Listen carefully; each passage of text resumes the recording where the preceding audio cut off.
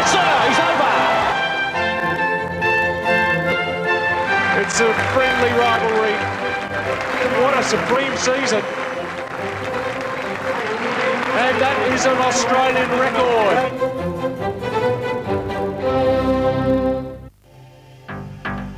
Tonight, the Grand Prix Grand Prize. Cathy Freeman goes head-to-head with Daniela Costian for the biggest prize in Australian athletics. With more than $110,000 on the line, the men, Rowan Robinson, Tim Forsyth and Andrew Curry, also determined to be part of the Grand Prix Grand.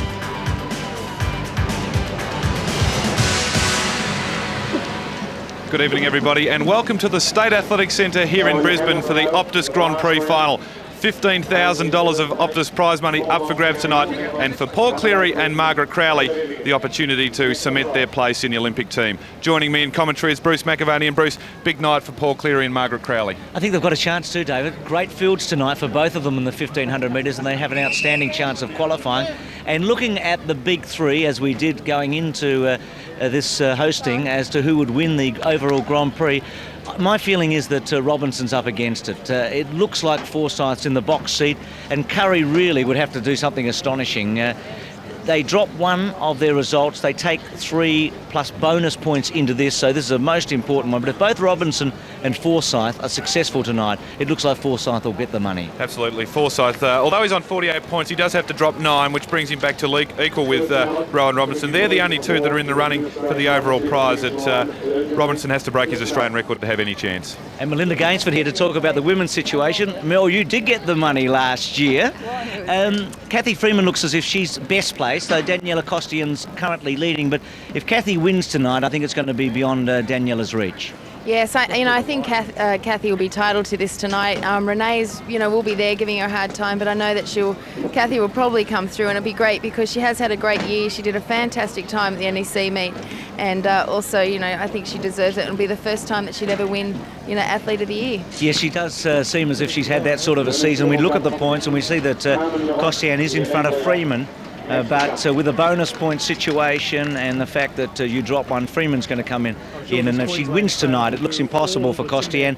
And we see some of the other top runners there, including Margaret Crowley, who we talked about, who has a great chance of making the Olympic team outright tonight. Terry Kennedy's down at ground level. Terry, we're high in the stand. It looks as if it's an almost perfect night. So Rowan Robinson shouldn't be disadvantaged in his circular race with Tim Forsyth in the high jump. No doubt about it, Bruce. You are right again. Near perfect conditions here at QE2 Stadium. At the moment, there's a northeast sea breeze blowing here.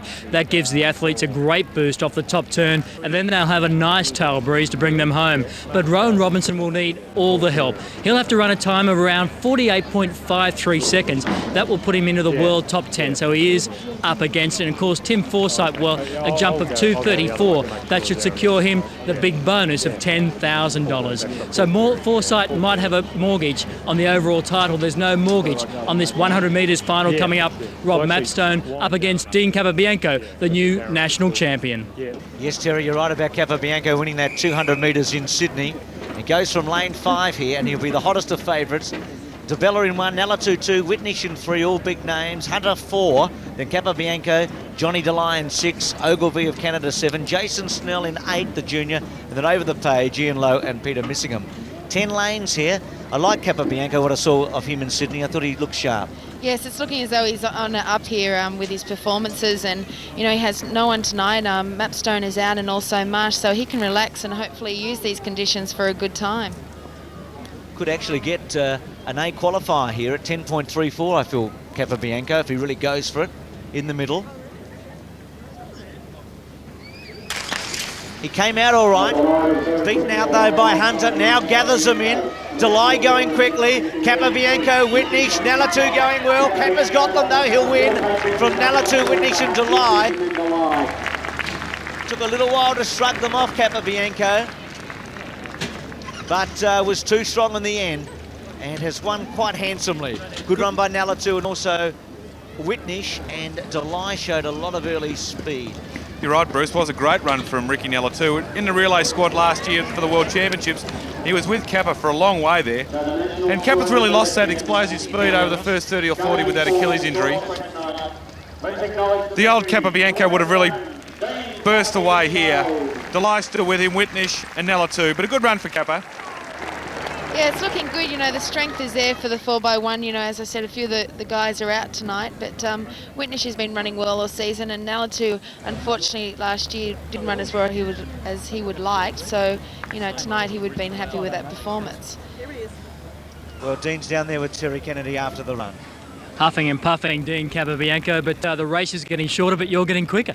Oh, mate, week after Nationals I can relax a little bit now. There's not as much pressure on these races, but it's still nice to come out and, my aim was to come out and, run fast tonight. No Rob Mapstone, did that take a little bit of pressure off?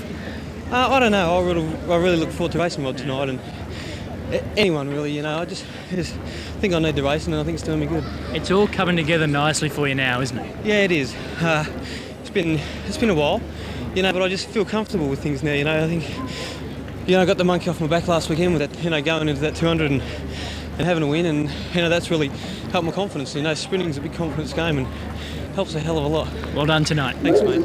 Competitive event, and the time there for Capobianco, 10.40 in front of Nalatu and Whitnish. The line not far away as we run down the list. So not a bad time for Kappa, just not really slick at the moment at 100. Now the 400, there's a field of 9 here.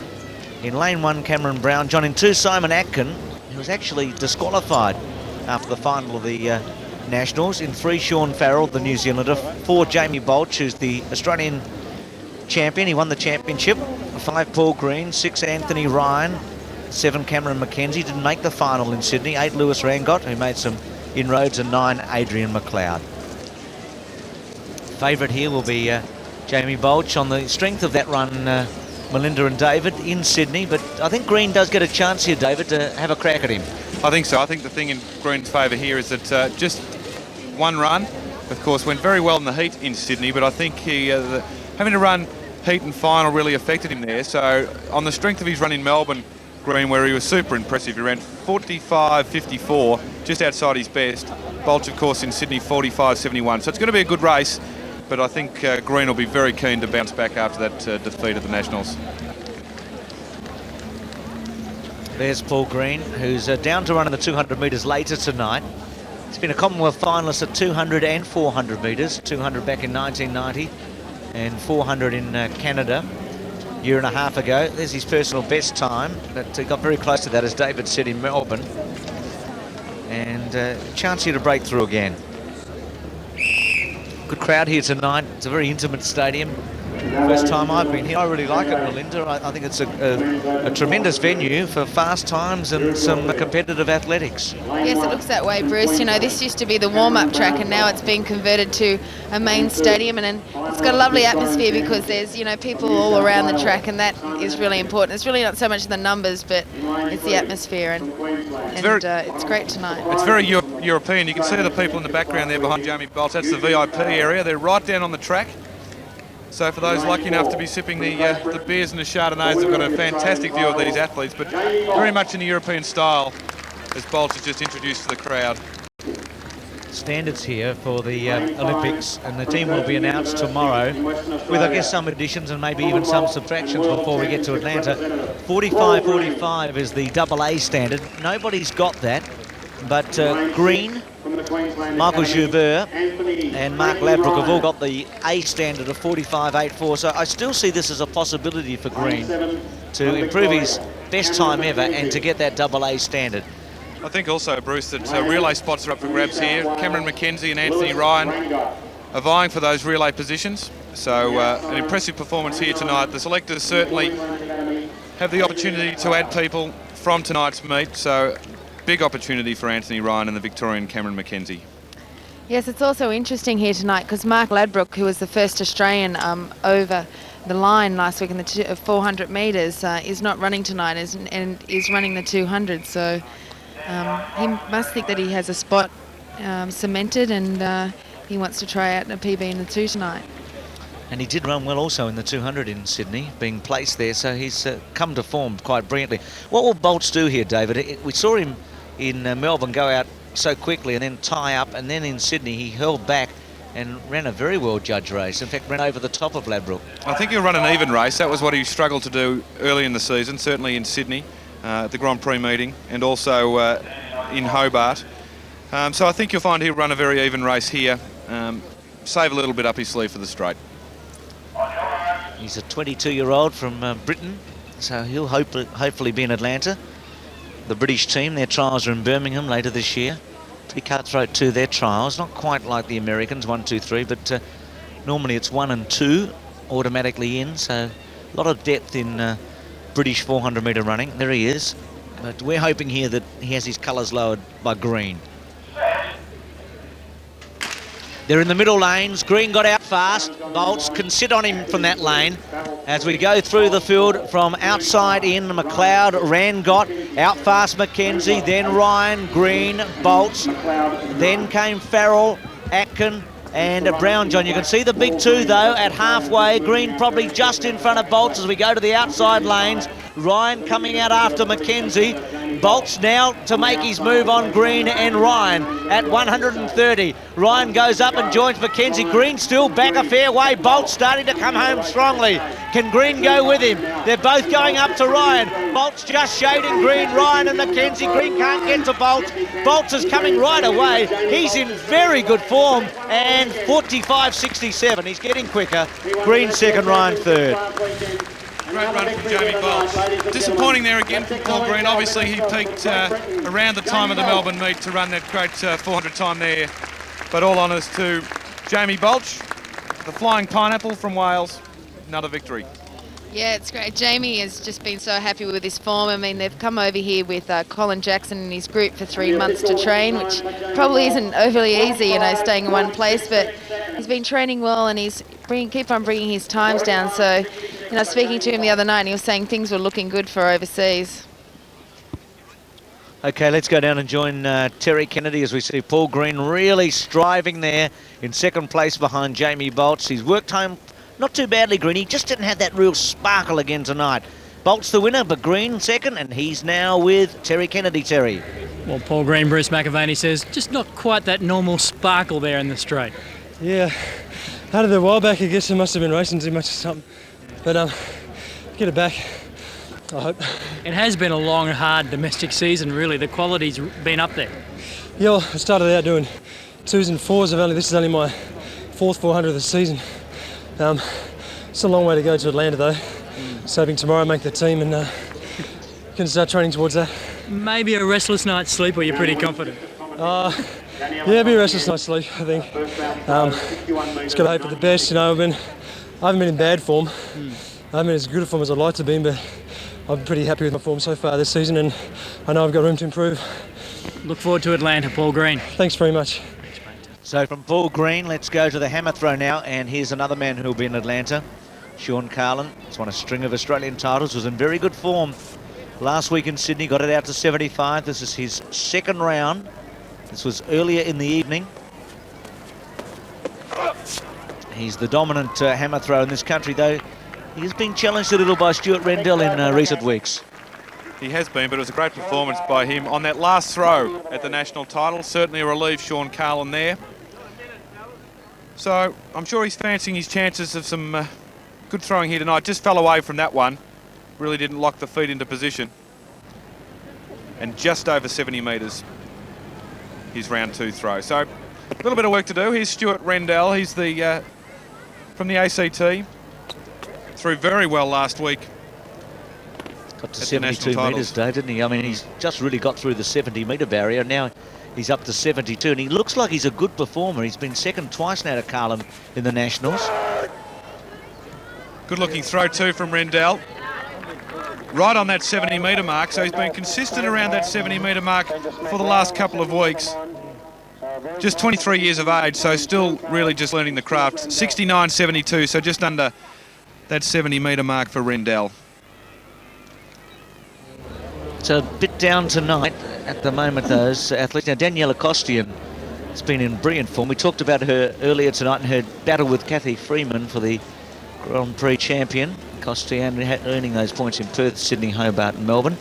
Bonus points 11, total 45. But she's had real battles, hasn't she, with Visionari and Fawamina. It certainly hasn't been just Costian this year. They've been really battling 1, 2, 3. And here's the other outstanding Australian who won the Commonwealth Games as a youngster in 1990, Lisa Marie, and it came back strongly last year to qualify late for Gothenburg. And she has matched it with Costian this year. Importantly for her, she won the national title last week, her first in the discus, and she was absolutely delighted, the 24-year-old, on the home track. Pretty conducive conditions for the discus here tonight, and that is a good throw for Visionari. The tape in the discus is at the 60-metre mark. A new circle here, 62.50 in round one. That's a good start for Lisa Marie Visionari. She's a great athlete, actually. Got tremendous speed, hasn't she? I know she's a big woman, but she's fast and powerful. And her best days are in front of her. She's happy. Really puts the pressure on Costian now. In fact, that may not be in the best interests of Kathy Freeman. A fired up Daniela Costian. Here she comes, moving into the circle now. Commonwealth gold, Olympic bronze. Look at that personal best, 68 metres 72. It's the Australian record, the Commonwealth record. She'll be keen to perform here in front of her home crowd. Looked good in the warm-up, didn't she? Was getting the discus right out there in the warm-out, so I wouldn't be at all surprised if she's right there near Visionari early, and this is going to be a high-quality competition. Quite often in discus and in field events like this, the best throws are the first, but they're right on it straight away. 61.96 for currently in third place, so Faumuina splitting Costian and Visionari. Great competition in store in the women's discus. Absolutely world class. Top three in the Commonwealth in action. Women's 1500 metres, talking about world class. Angela Chalmers in one. Harvey, Collins, Jamison, good names here. Crowley going for a qualifier. Lightfoot, Anderson, Nolan as we go over the page. And we see that Anne Cross, Carolyn Chiwallo and Sandra Dawson. Great mix here of 5,000 metre runners, 800 metre runners and the traditional 1500.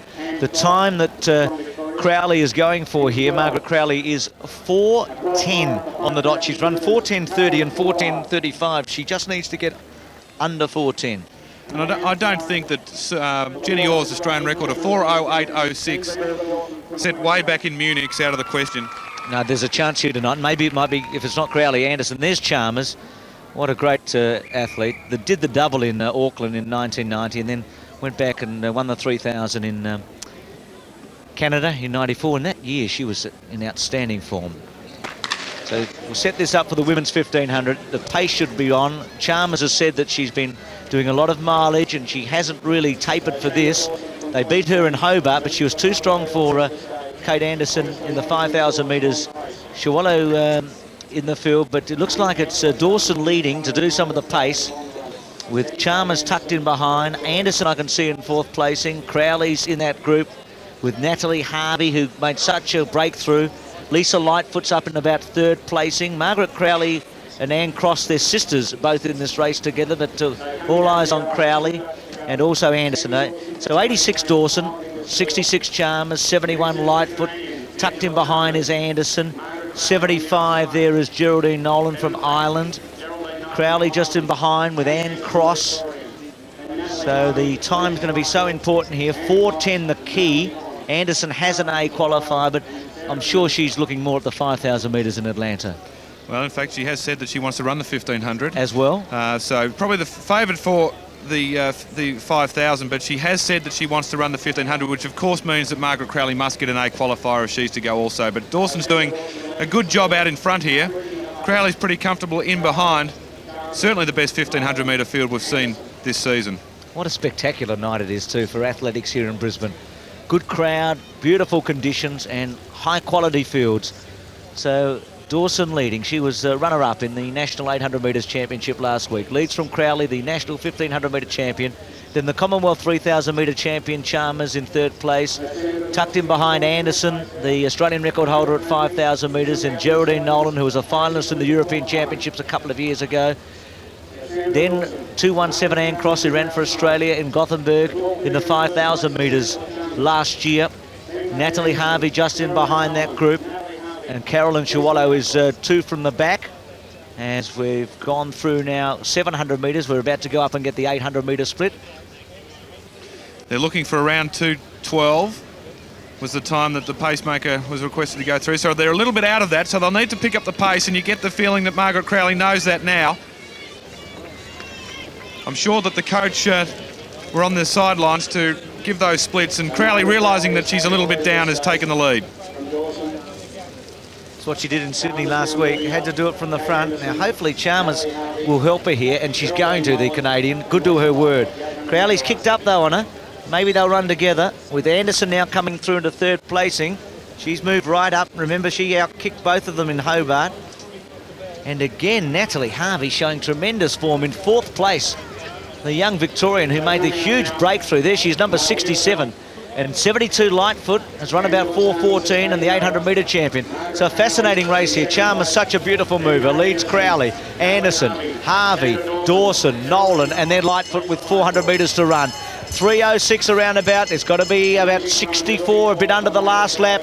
They'll make the long run for home now. Well, they're in a good position, and Angela Chalmers certainly has good speed, as does Margaret Crowley. She's perfectly placed behind Angela Chalmers. If they can just kick it down a little bit, then Margaret Crowley's certainly a very good chance. Anderson, normally a fast finisher, and also has them in her sights. She's one that you cannot give away in a race because she can be up and down a bit, but now Chalmers starting to wind it up at 200. Crowley well placed on her shoulder. About 3 metres to Anderson, and they're right away from the others. So Crowley coming up right on the shoulder now of Chalmers. Well, you shouldn't discount Kate Anderson. She did this in Hobart where she really did leap out of the ground over the last 50, but at the moment, Chalmers and Crowley, Anderson not too far away. So look at the time, the Australian record 4:08.06. Here's Anderson with a flashing run. Crowley responding tonight. Anderson might have her again. Crowley and Anderson, the time's important. Could the Australian record go? It does! It has stood forever. They've done it at long last. Well, that is absolutely fantastic. Kate Anderson, she broke the Australian record in the 5,000 metres earlier in the season, and now she takes one of the longest standing Australian records. Jenny Oars, 72 Munich, wasn't it? Olympic Games in 1972. It stood for 24 long years. She was just a junior, Jenny Oars, so she still hangs on to the under-20 record, so Jenny Oars' name will stay in the record books. Here's Kate Anderson. We said that she did exactly this in Hobart, and she's come through, and the good news is for Margaret Crowley, definitely a qualifying time.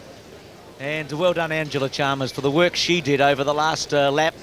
But what a wonderful race, and we've now made major breakthroughs at 5,000 metres and 1,500 metres in this domestic season. I know, Melinda, you got a big kick out of that. Watching up here, it was a thrilling finish, wasn't it? Oh, it's awesome. You know, because I'm a sprinter, I haven't had as much involvement as recently in these longer distances, and I've always loved Kate Anderson. She is the most aggressive competitor, and, you know, she's also hungry for it, and it's just fantastic to watch. Well, big news here also, because not only has she taken Jenny Oars' Australian record set in 72, but she removes the name of Greta Waitz, the great Norwegian distance runners, Australian all-comers record, 4:07.6. So official winning time for Anderson, 4:07.04. So certainly takes Greta Waitz' record set in 1979 in Melbourne. So what that means is no one has ever run a 1,500 metres faster in this country. All-comers record meaning, and look at everybody celebrating there. Margaret Crowley getting through, wonderful performance to qualify the national champion. Let's go down and join Terry Kennedy. Terry, it was a race of celebration. It was a race of celebration, definitely. No one has ever run a faster 1,500 metres in this country than this lady in front of me, Kate Anderson. Thank you, I'm a bit tired, but wrapped us all over. Justifiably so tired, but really, did you think that record was on the cards? It stood forever. Yeah, I know. With 400 to go, I was struggling and I couldn't take off when the other girls did, but and I thought down the final straight that Marg was going to get me, but I just got her, so wrapped. It worked out well for Margaret Crowley as well, dragging her through to an Olympic qualifying time. Right, yeah, I'm wrapped that she's done an A. That's fantastic. Now the 5,000 metre also on the plate. What about the 1,500 metres in Atlanta after that run? I don't know. Well, I think they're about a week apart, so it is possible. I think Sonia O'Sullivan said she was going to do the double, so it is possible, but I think I'll just see how I go. Kate Anderson, well done on a tremendous performance. Thank you. Great season. Thanks very much. Well, as you said, what a likeable young woman she is, Kate Anderson. They're the results from the 400. 45.66, Jamie Bolsh. That's a great run. Greeny just outside the 46, and Anthony Ryan, who went out very hard with Cameron McKenzie at 46.26 and 46.45. Hammer, we go back earlier today, the men's hammer. We saw Sean Carlin earlier and also Stuart Rendell. This is Peter Vivian, who was third in the Australian Championships. He's been out here training with Sean Carlin. His very best is at 71 metres, but that's a little time ago, but certainly been a very good competitor at the Commonwealth level. Has probably been the third ranked hammer thrower in the country this year. And I say in the country, he has been out here since the first time we saw these hammer throwers way back on Australia Day in Adelaide.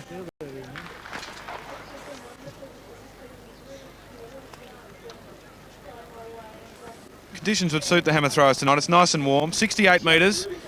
So he is currently in third place. So we go back to our leader, Sean Carlin.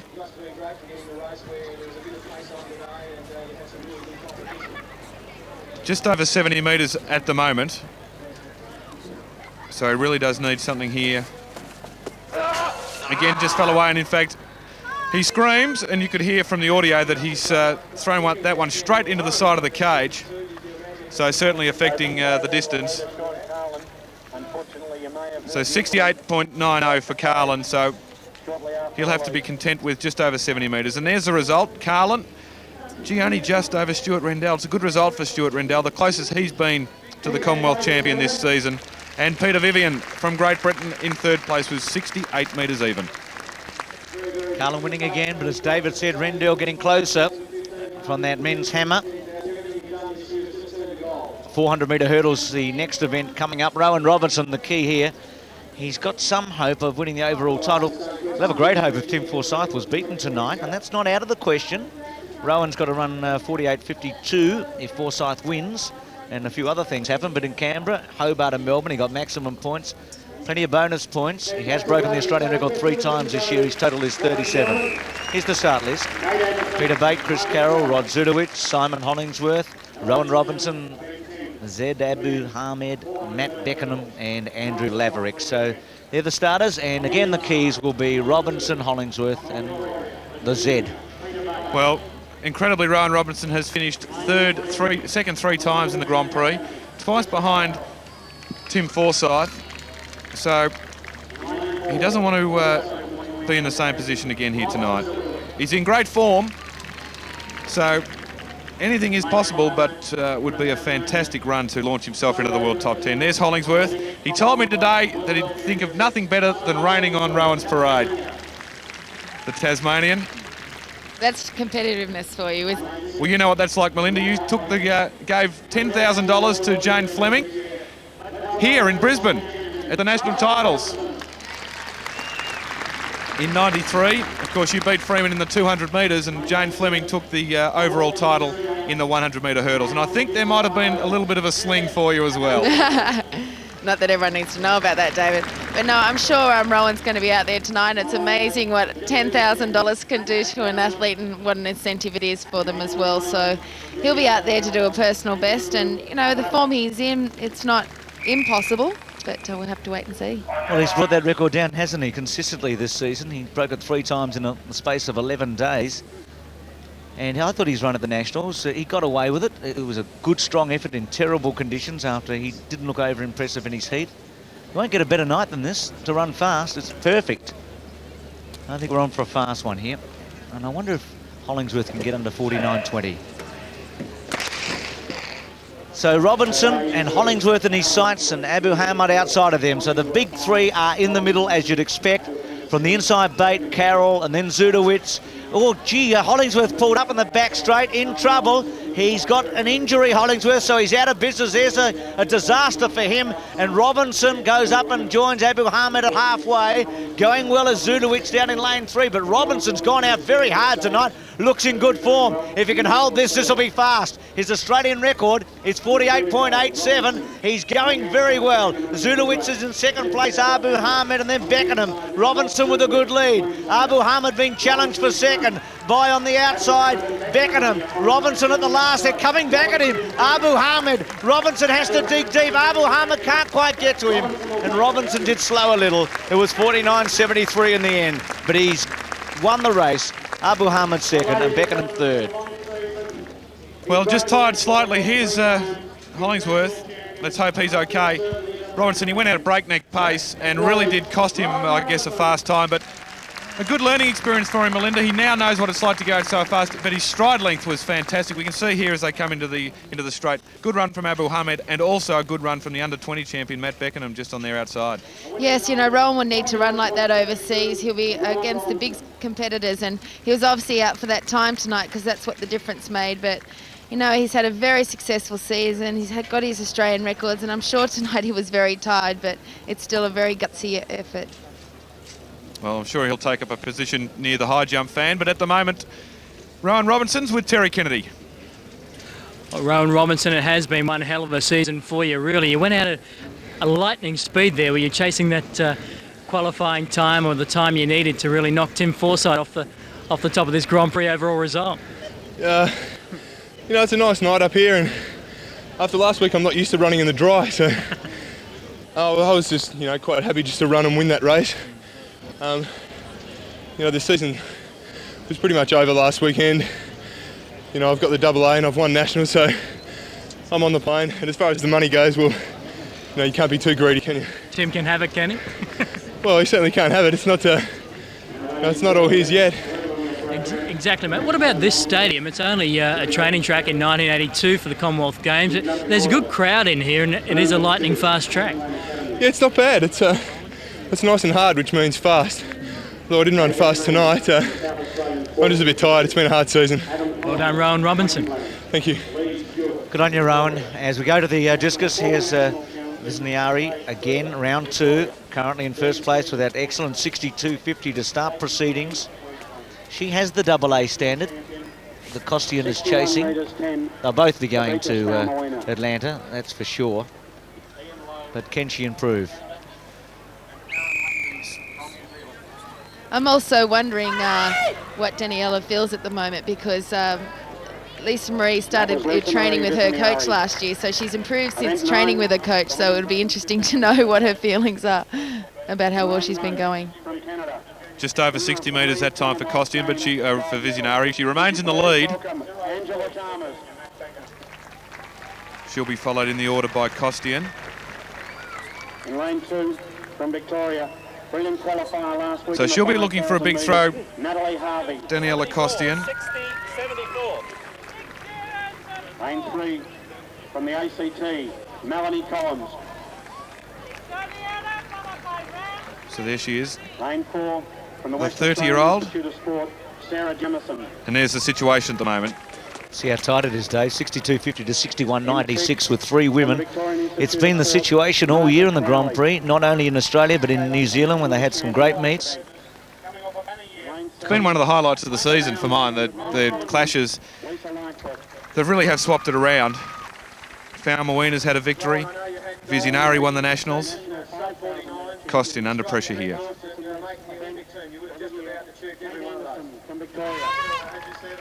Well, that looks certainly better technically, and it's better in terms of distance as well for Costian. 11 and cross. Well, 62.50 and 62.48, so 2 centimetres behind her training partner Visionari. In fact, that's the barest possible margin in the discus because they only measure in 2 centimetre lots. So the barest possible margin for Daniela Costian. Stay with us after the break. The Grand Prix final continues right here on Sports Australia.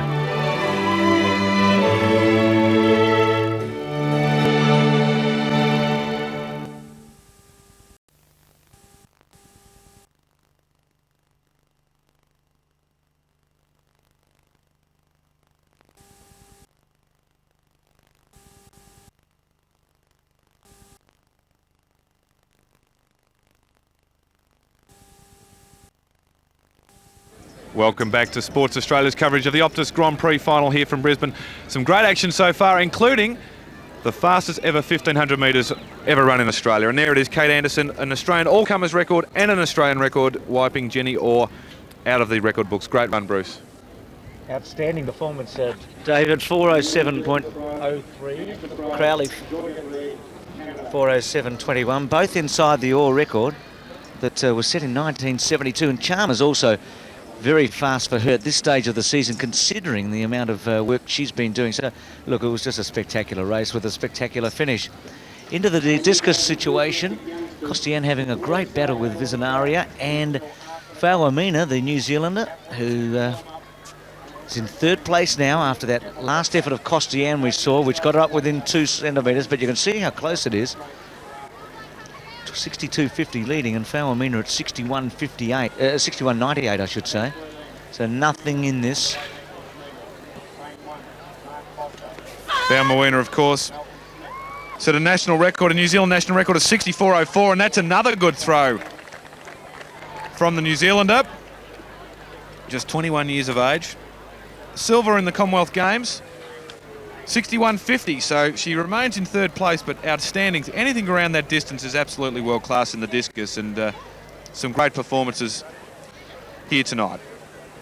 So, women's discus, Visionari leads from Costian, 2 centimetres, half a metre behind Fawamina. And here comes the leader. We're in round 3, so plenty of action still to come in the discus.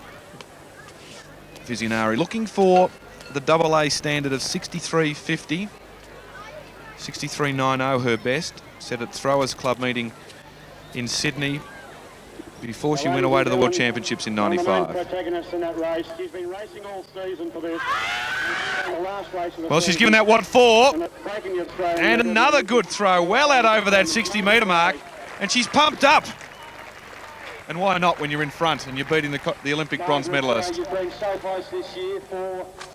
So there's the distance, 61.58. She's improved it from 61.50. So stretching that lead slightly. So Daniela Costian to respond here. So Visionari has been just so consistent tonight. You showed terrific courage at the Nationals last week, where you ran the whole way on your own with a big 80-metre win. So that point situation for Costian. She's currently leading for the Athlete of the Year award. Kathy Freeman, in the way that the system is set up, is better placed tonight. If they both win their competitions, Freeman looks a certainty to go through and win the major prize. But Costian's been there and done that before on a couple of occasions. We really have lifted the standard here. Certainly lifting the concentration on Costian's face. Big hand, ladies and gentlemen. Out there again, Dave. I mentioned 61.58 for Visionari. It was 62.50 is the leading score for her at the moment. And Costian within a couple of centimetres, but that one probably just below 61.84. So still there, but not quite. I mean, to have 3 throws so close together. Now, 8.05 this season, and back home here. He's jumped 7.98 3 times this season here in Brisbane. And just dragging the backside a fraction there. Really did stretch the legs. He likes the look of it. You know a long jumper likes his form when he rushes back to have a look at that tape. Really did stretch. And I think his feet would have been 10 or so centimetres ahead of the indent in the sand. So 7.87, so there's still a little bit of room for improvement for Jai Tarima. From the long jump to the 100 metres. And the women will be coming onto the block shortly. And here's the start list. Bindi Goonshu in lane number 1 was the finalist in the National Championships. Jane Ovenden in 2 also. She finished 6th. In 3, Ellie Hutton, I thought, ran very well in Sydney in both the junior and senior. In 4, Jodie Lambert, beaten out of a place in the senior final. In 5, Lauren Hewitt, who was second behind Kathy Freeman. In 6, Sharon Cripps, the junior champion, who was third behind Kathy Freeman in the senior championship. In 7, Veronica Lee. Bit of a surprise she didn't make the final. And in 8, Melissa Medlicott. Yes, it's a great lineup here again tonight, and I think the favourite probably going into this race is Lauren Hewitt, because she did come second at Nationals behind Kathy Freeman. It'll be interesting to see how she can handle that, because she probably realises that that's the case. Yes, it's a funny one for her. But Linda, there's Sharon Cripps, who had the better of Lauren Hewitt earlier this year. She's about a year older, being 18, and Lauren being 17. But Lauren was second to Kathy. You can see Lauren 2-1-2-1. Second to Kathy at the Victorian Championships, then second behind Lambert at the NEC, but then stepped up and finished second at the Nationals. And now suddenly she's the favourite here for the first time in a major race this year. Yeah, and it also shows how great the depth is here in athletics, especially the sprints, because we haven't had it before and it's looking very promising for the future. Here's Jodie Lambert. She leads the Grand Prix points. She finishes in the top 3 here. She'll take the $1,000 on offer in each event. I think it's interesting in this race because Sharon Cripps also competing in her. She must fancy her chances after there's a close-up of Lambert. She'd be pretty keen to atone after a pretty poor run at the Nationals where she finished 4th. But for Cripps, in front of her home crowd, she'd certainly be feeling the pressure of being one of the favourites coming into this in front of her home crowd. She's had a great season. Yeah, that's always a consideration, because people think that, maybe with you being in front, they would fire you up. At the same time, can make you very nervous. But you never know. And there's also normally more pressure. People want, your parents want to know what time it starts and whether they can get tickets, and your friends are ringing you up and wishing you luck, which if you're interstate and you're in a hotel, you don't have any of those problems. Yeah, it saves those sort of hassles. But, it'll be a mental thing today. I think the other problem with Jodie Lambert, the other at Nationals, was that she ran Kathy Freeman's race and not her own race. And I've known how to do that because I've done it before. So maybe she'll relax more, and she probably really wants to take this title out. Well, she's 25 and the other two young women are 18 and 17 respectively. So she's a mature athlete who has made progress this year, no question about that. But Hewitt and Cripps are accelerating as well and have caught her. Hutton, I think, will run pretty well here. Lee should get out quickly, but they look to be the ones. We've seen some good sprinting tonight. Capobianco 10.40, and I think he's only in about that shape, so there's no reason they can't run a good time. I wonder if they could get close to around 11.50, something like that, which would be a breakthrough certainly for Cripps and Hewitt. They're at 11.66 and 11.62. No wind at all, is there? No, it's looking perfect conditions. I know it's lovely down the track and a new track, so there's no excuses tonight for not producing a good time. Cripps 3 from the left, and then Hewitt next to her, and Lambert inside again. Lambert got out reasonably well, I feel, right with Hewitt early and Cripps, and going fast is Hutton, just leading. Lambert coming through on Hutton though. Lambert's going to be a winner here, and Lambert does win. She is close for second and third. Overton right there with Hutton, Hewitt and Cripps. Got a reasonable start tonight, and that's been something she hasn't done on a couple of occasions. And once she was, I think, with Hewitt and also Cripps, you always felt like the older woman would come through. Yeah, well, Ellie Hutton got out well then, and I think Jodie wanted to prove something. She would have been incredibly disappointed with the other week at Nationals, and she wanted to prove herself today. Ellie Hutton has done well there too. I mean, hard to split those girls up. I mean, she ran very well against Sharon Cripps in the under-20s, and she nearly actually beat her, so her form has really come through. This has been a shot we've seen all year. Have a look at that. Look of determination. I have the glass blower's cheek. I don't know what it is. It's got the stressed cheeks. Well, there's certainly eyes that would pierce any major competitor. Hutton brilliantly away, and great run from Overton on the inside. Still, Hewitt and Cripps both maintained their form, which is important when you're racing in that sort of quality, but very tight for second, third and fourth. Probably Cripps second, and then just nothing between Hewitt and Hutton. Let's go down and join Jodie Lambert with Terry Kennedy. Well, Jodie Lambert, obviously the National was a bit of a disappointment, but that's a nice way to answer any critics, isn't it? Yeah, it's certainly a nice way to finish off the domestic season. Show them that, Nationals was a bit of a sham. Was it just a bad weekend there because you'd had such a great season? Yeah, I think I just blew it, really, I'd lost the plot completely and didn't get there, but, came back in the 200 okay, but the 100, no, it was a big disappointment. You appeared really focused tonight. That start was probably one of your best of the season. Yeah, it wouldn't be hard to be one of my best of the season. At least you're truthful. Yeah. But obviously things are coming together nicely for you now. Yeah, Certainly, I was glad that I finished that one in front. Always nice to finish the domestic season with a victory. Yeah, it is. Well done, Jodie Lambert, and also the youngsters are putting a little bit of pressure on Jodie Lambert and the elder statesmen, including Melinda Gates, at the moment. Sharon Cripps, that's a very tight finish in that race. Did you get second there? I would not have a clue where I got, to tell you the truth. I have no idea, but, you know, I missed the start and I ran a good race anyway, and I'm happy with it. About 4 girls all hit the line together there. You locked in that battle, but obviously the season, you couldn't be more happy with it. No, I'm very happy with it. You know, last year I've just improved so much since then, and I can't wait to see what I can do next year, and hopefully I'll be right up there. The Nationals proved a great bonus for you, really, didn't they? Yeah, I mean, last year it wasn't like I didn't run that well, but I'm really happy with it and the way I've been running the whole season, so it's a good way to finish up. Nice to come out in front of this good home crowd, really, a great atmosphere here at QE2. Yeah, the conditions are great, and you know, it was good running in front of my family and my friends and stuff, so I'm happy. Sharon Cripps, well done. Thanks a lot. Thanks. Sharon Cripps and Jodie Lambert. Let's go to the discus round for Daniela Costian, who's in second place. 62.48 against Visionaria at 62.50.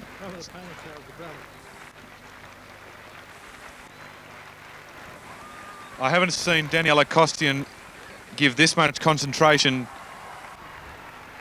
to any of her throws this season. In fact, you'd say it's $10,000 worth of concentration. So here's Costian, and just seems to be around the 61.5 metre mark again. Bruce, you mentioned before she's in 61.60. In fact, she just seems to be falling away a little bit, leaning just a little off balance. So she'll remain in second place. Another outstanding Queensland athlete, Jai Tarima. His first long jump was 7.87, so he's around about the mark. He's done 7.98 on a number of occasions this year. 8.05 his best. Let's see if he can get right out to 8 metres again. It's pretty close. It looks slightly better than the first one. He's around the 7.90 area, I think, getting up towards 8. Speed the key on the runway for Jai Tarima. Just went a little bit sideways there. 7.81. So he'll just have to go back and compose himself and prepare for his third round attempt. She liked it a lot, didn't he, where he wasn't quite so enthusiastic. Now back here, this is the New Zealander. Aaron Langdon, the Kiwi.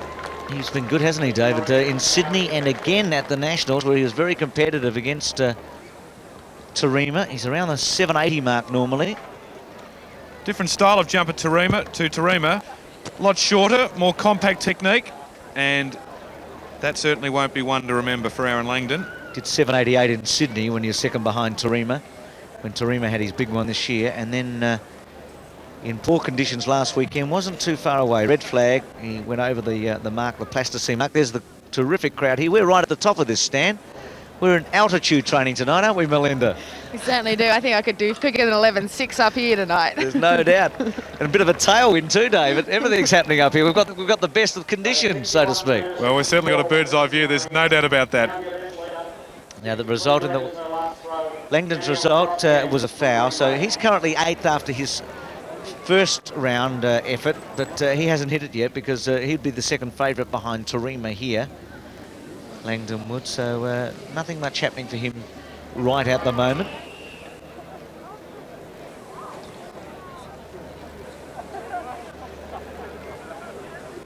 Now this looks like it's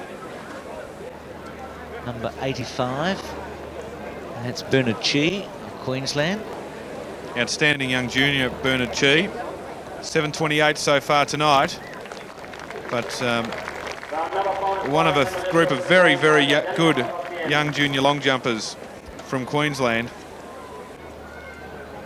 Great opportunity for these junior athletes to compete in front of such a large crowd. Well, double hitch kick. He's missed the board, Dave, but it's going to be a foul.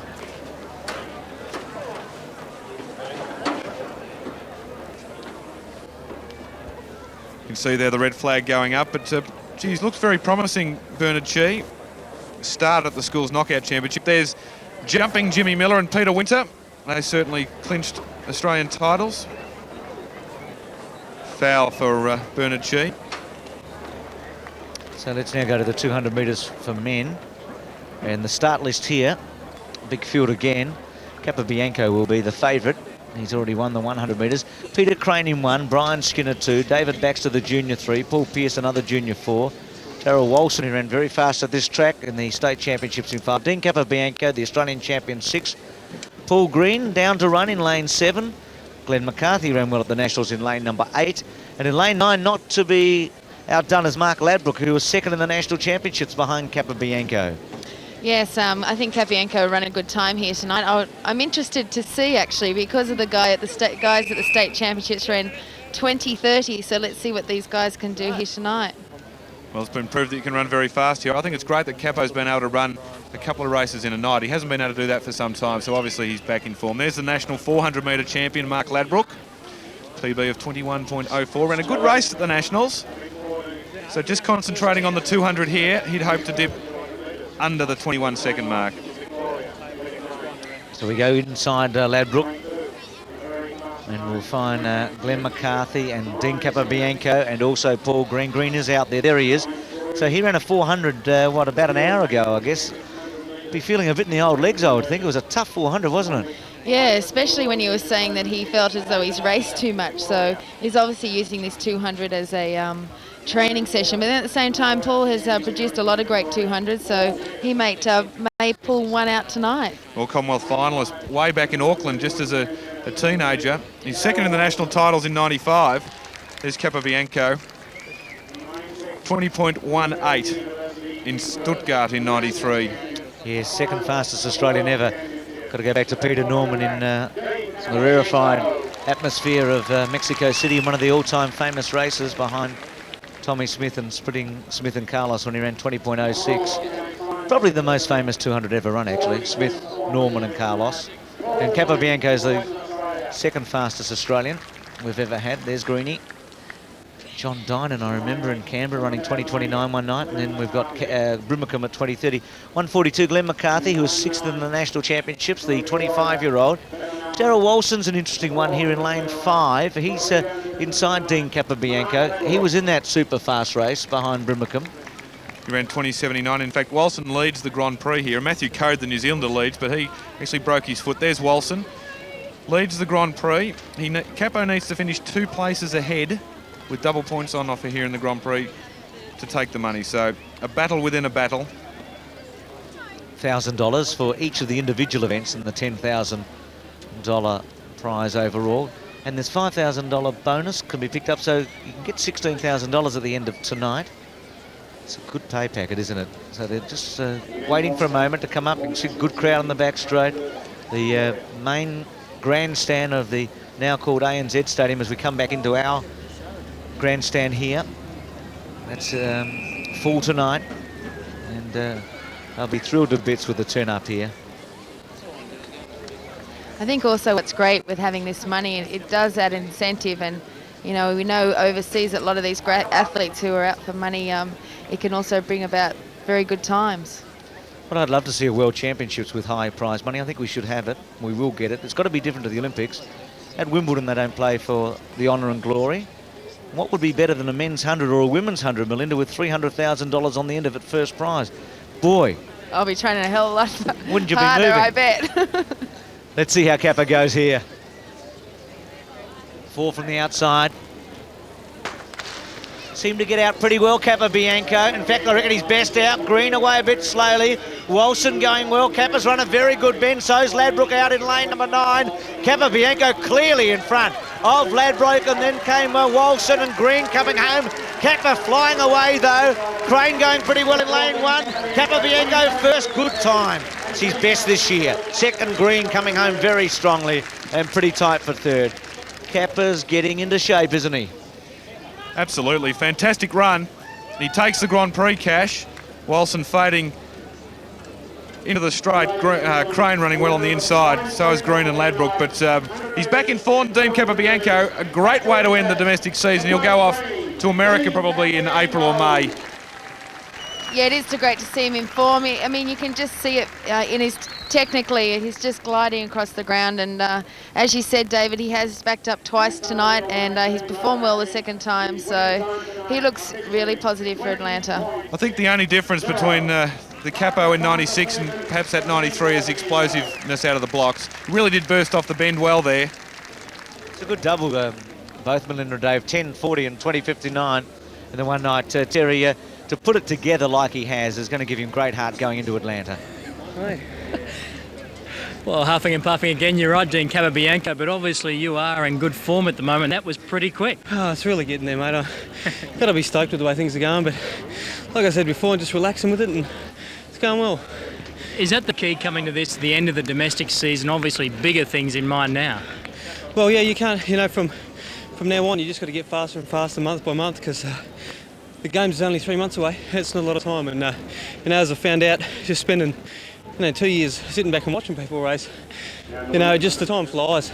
I was about to mention that couple of years you were plagued by injury, but obviously personally for you, in an Olympic year, great to be coming right at the right time. Oh, absolutely.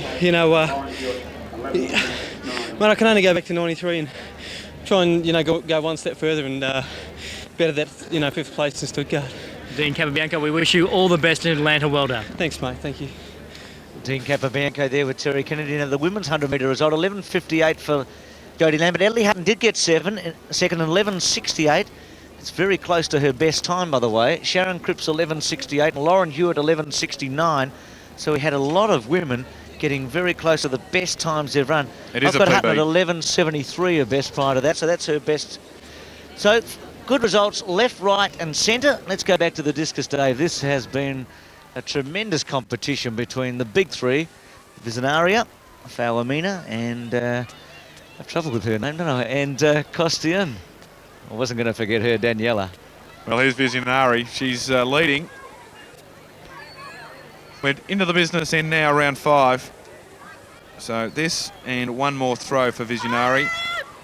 Just again, perhaps got a little bit off balance, and you can see falling short of the 60-metre mark. So that's not going to extend her lead, but she maintains the lead by the barest possible margin. You can see they're just off balance, 58.36. So Costin will be next into the ring, and really now under pressure.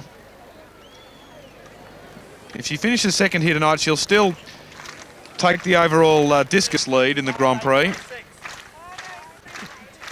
Just noticed Visionaria there signalling to her coach. Without being too naive, what is the situation? I mean, I can remember in Moscow in 1980, as we see Kostian looking on and psyching herself up. In 1980, there was lots of reports about the Russian pole vaulters getting some assistance from coaches and etc. Is there still a rule in athletics that you can't be assisted? There is. You're not allowed to take any electronic devices, so Walkmans or radios or televisions, etc. There's the figures for Kostian. She needs 62.50, 62.48 so far. You can talk to your coach, or your coach can talk to you. You're just not allowed to actually walk over and have a discussion. So a lot more liberal than it used to be. You certainly can't take a video out and watch your own performance. But here's someone who's watching a performance in her mind at the moment, Daniela Costin. She'll be going through the motions of the discus. 5th round. Well, that looked better. She certainly planted that left foot, and that is a big throw from Costian. A big throw there from Daniela Costian. Much better technique that time. Watch here the technique of Daniela Costian. Watch the front foot. Locks into position there, anchors down, and lets fly with the big right hand. Well, let's wait for the distance. 63.00. She's into the lead. Great throw from Daniela Costian, and we'll be back with more action here from Brisbane after the break. After the break, the Grand Prix final continues here on Sports Australia.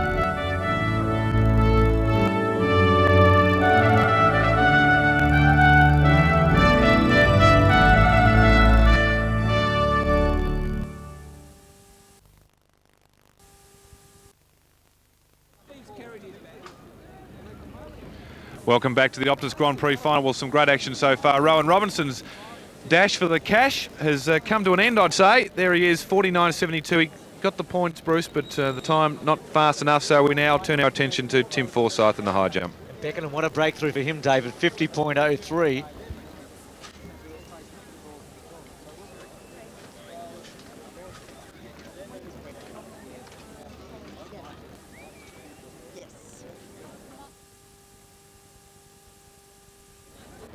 Welcome back to the State Athletics facility here in Brisbane. Well, there's been some great action so far, although Rowan Robinson's dash for cash has come to an end, I think. He got the points, but the time not fast enough. Great time by the third man there, the 19-year-old Matt Beckenham. His previous best, 50.92. He's gone to 50.03. That's the 400-metre hurdles. Now in the 200 metres, the result there, Capobianco 20.60 rounded out. Green, good run too, 20.88. Both excellent runs, and Ladbroke in sparkling form at 21.01. Let's go to the discus. This has been a brilliant competition between this young Australian, Lisa Marie Visionaria. This is the final throw for each of them. Daniela Costian to follow, and the New Zealander, Fawamina, has been right there with them, but Visionaria, who led early, needs a big one here to take over from Costian. Well, of course, Costian went into the lead just in the last round. She follows Visionari in the order. And I'm pretty well, she had one throw that was under 60 metres, certainly, but outstanding throwing from Lisa Marie Visionari. Really has been a great night for the discus throwers here.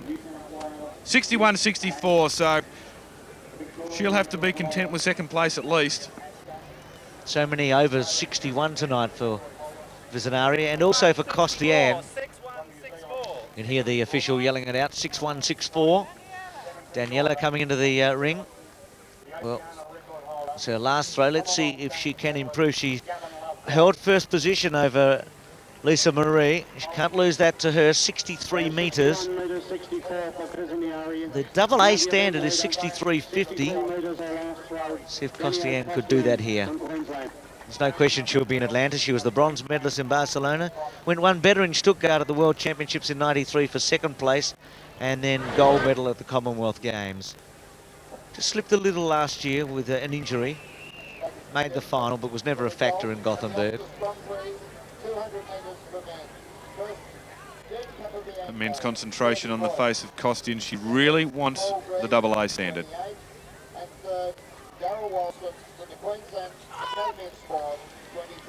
Again, a better throw from Costian. Not quite as good as her previous one, 63.00. But she'll now have the opportunity, and there's the distance, 62.26. So she remains in the lead, but not the double A. And we'll get the final result, 63 metres for Costian. Visionaria 62.50 and Fawamina 61.98. So Costian has to really hope that Poechka or somebody can come over the top of Freeman if she's to get the $10,000.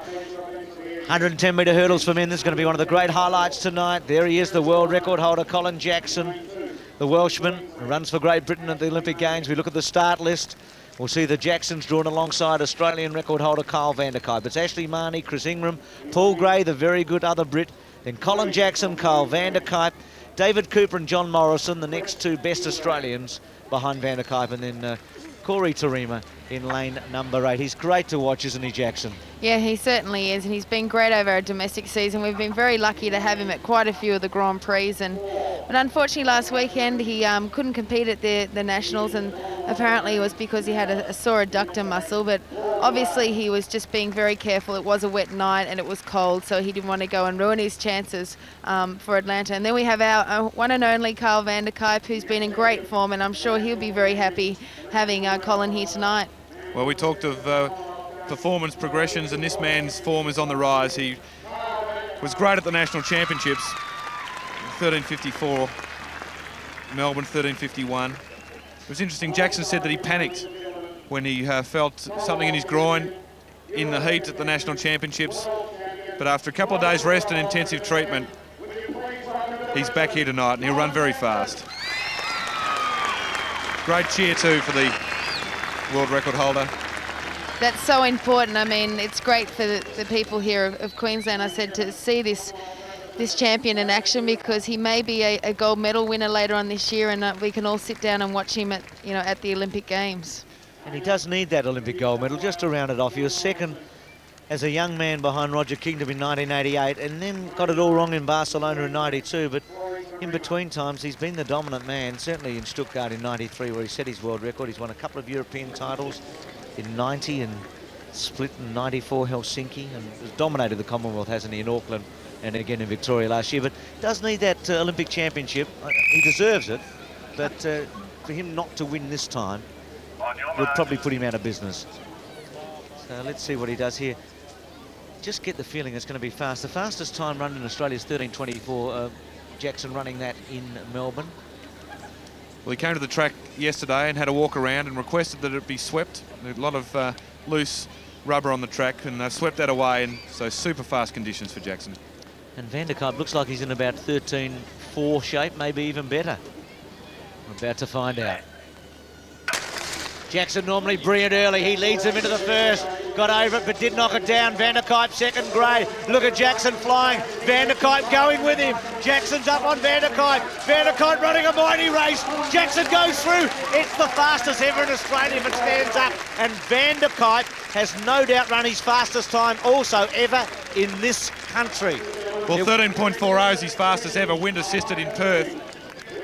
Before Christmas, it was a fantastic run. In fact, I got the feeling that Jackson was away slowly. We see it here, but it wasn't Jackson away slowly. It was Van der Kuip away very fast, and he's with the world record holder. You're right there, David. He did get away very quickly, and I'm sure Colin could see him there, and he stuck with him all the way, and it's been fabulous because it's drawn Kyle to a very fast time. I'd be interested to see what it is. Well, 13.22 and 13.35 are the official time, so it's an all-comers record. Our second tonight, the fastest 110-metre hurdles ever in Australia, and look at the form of the world record holder. And it is the fastest time Van der Kuip's ever run in this country. It's faster than he had run before the World Championships last year, where he kept taking that Australian record down to 13:29. He's nearly there amongst the big boys, isn't he? He's not far away now.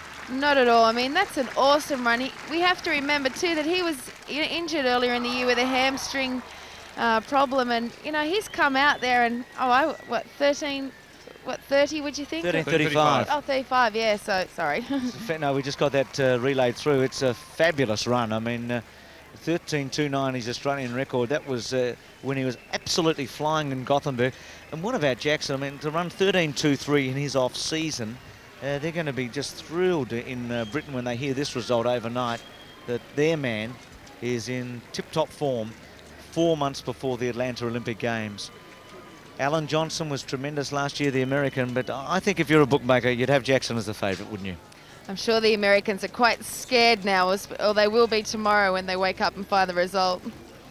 Well, from a breakthrough there for Van der Kuip, within touching distance of the world record holder, we go to the long jump.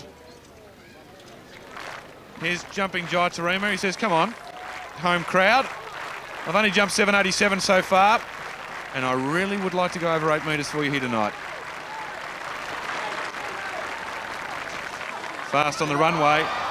Just stretching a little bit. I think he's forcing it just a fraction. You can see from the landing position there, the feet have hit the sand and the backside has come through closer to the pit. So technically not quite there for Tarima tonight, but I was in that sand this morning and it's very comfortable. And if you just, nice Coca-Cola would be nice. Thanks, Jai. Should we ask why you're in the sand? Why you're in there, David? Well, certainly not jumping. Purveyor of fine pit filling to have it. Here are our two hurdlers. And just getting back to this performance, Van der Kuip will take a lot of heart from this. He really was within touching distance across the line of the world record holder for the first time in his career. It's the closest he's ever been to Jackson. Okay, let's go from Jackson and Van der Kuip to the high jump. Tim Forsyth, who is the favourite to win the $10,000 Athlete of the Year prize that's on offer tonight. His summary of the season, the only time he's been beaten actually was in Sydney at the National Championships. Perth, Sydney, Hobart, Melbourne on the Grand Prix. Bonus points, plenty of them. Has done 2:33 this year. His best is 2:35, the Australian record. Third in Barcelona. Twice a silver medalist at the World Juniors. One of them an absolutely brilliant performance with Steve Smith. Now 2:19 the height here, so he really shouldn't have any trouble at all, and he does not. But Chris Anderson's his worry here. Anderson beat him in Sydney and Homebush in very difficult conditions, but did get a scalp. And you get the feeling that Anderson's had a couple of good attempts at 2:31 this season. He's jumped 2:27 consistently, and when the bar's been raised to that next height, he's struggled. Here's David Fraser, who's jumped 2:20 in interclub competition in Melbourne, had a shocker at the Nationals, only jumped 2:05. So a little bit to work on here for Fraser. So 2:19 approaching his best, just 1 centimetre off that personal best for David Fraser. Trains with Tim Forsyth under coach Sandro Bassetto.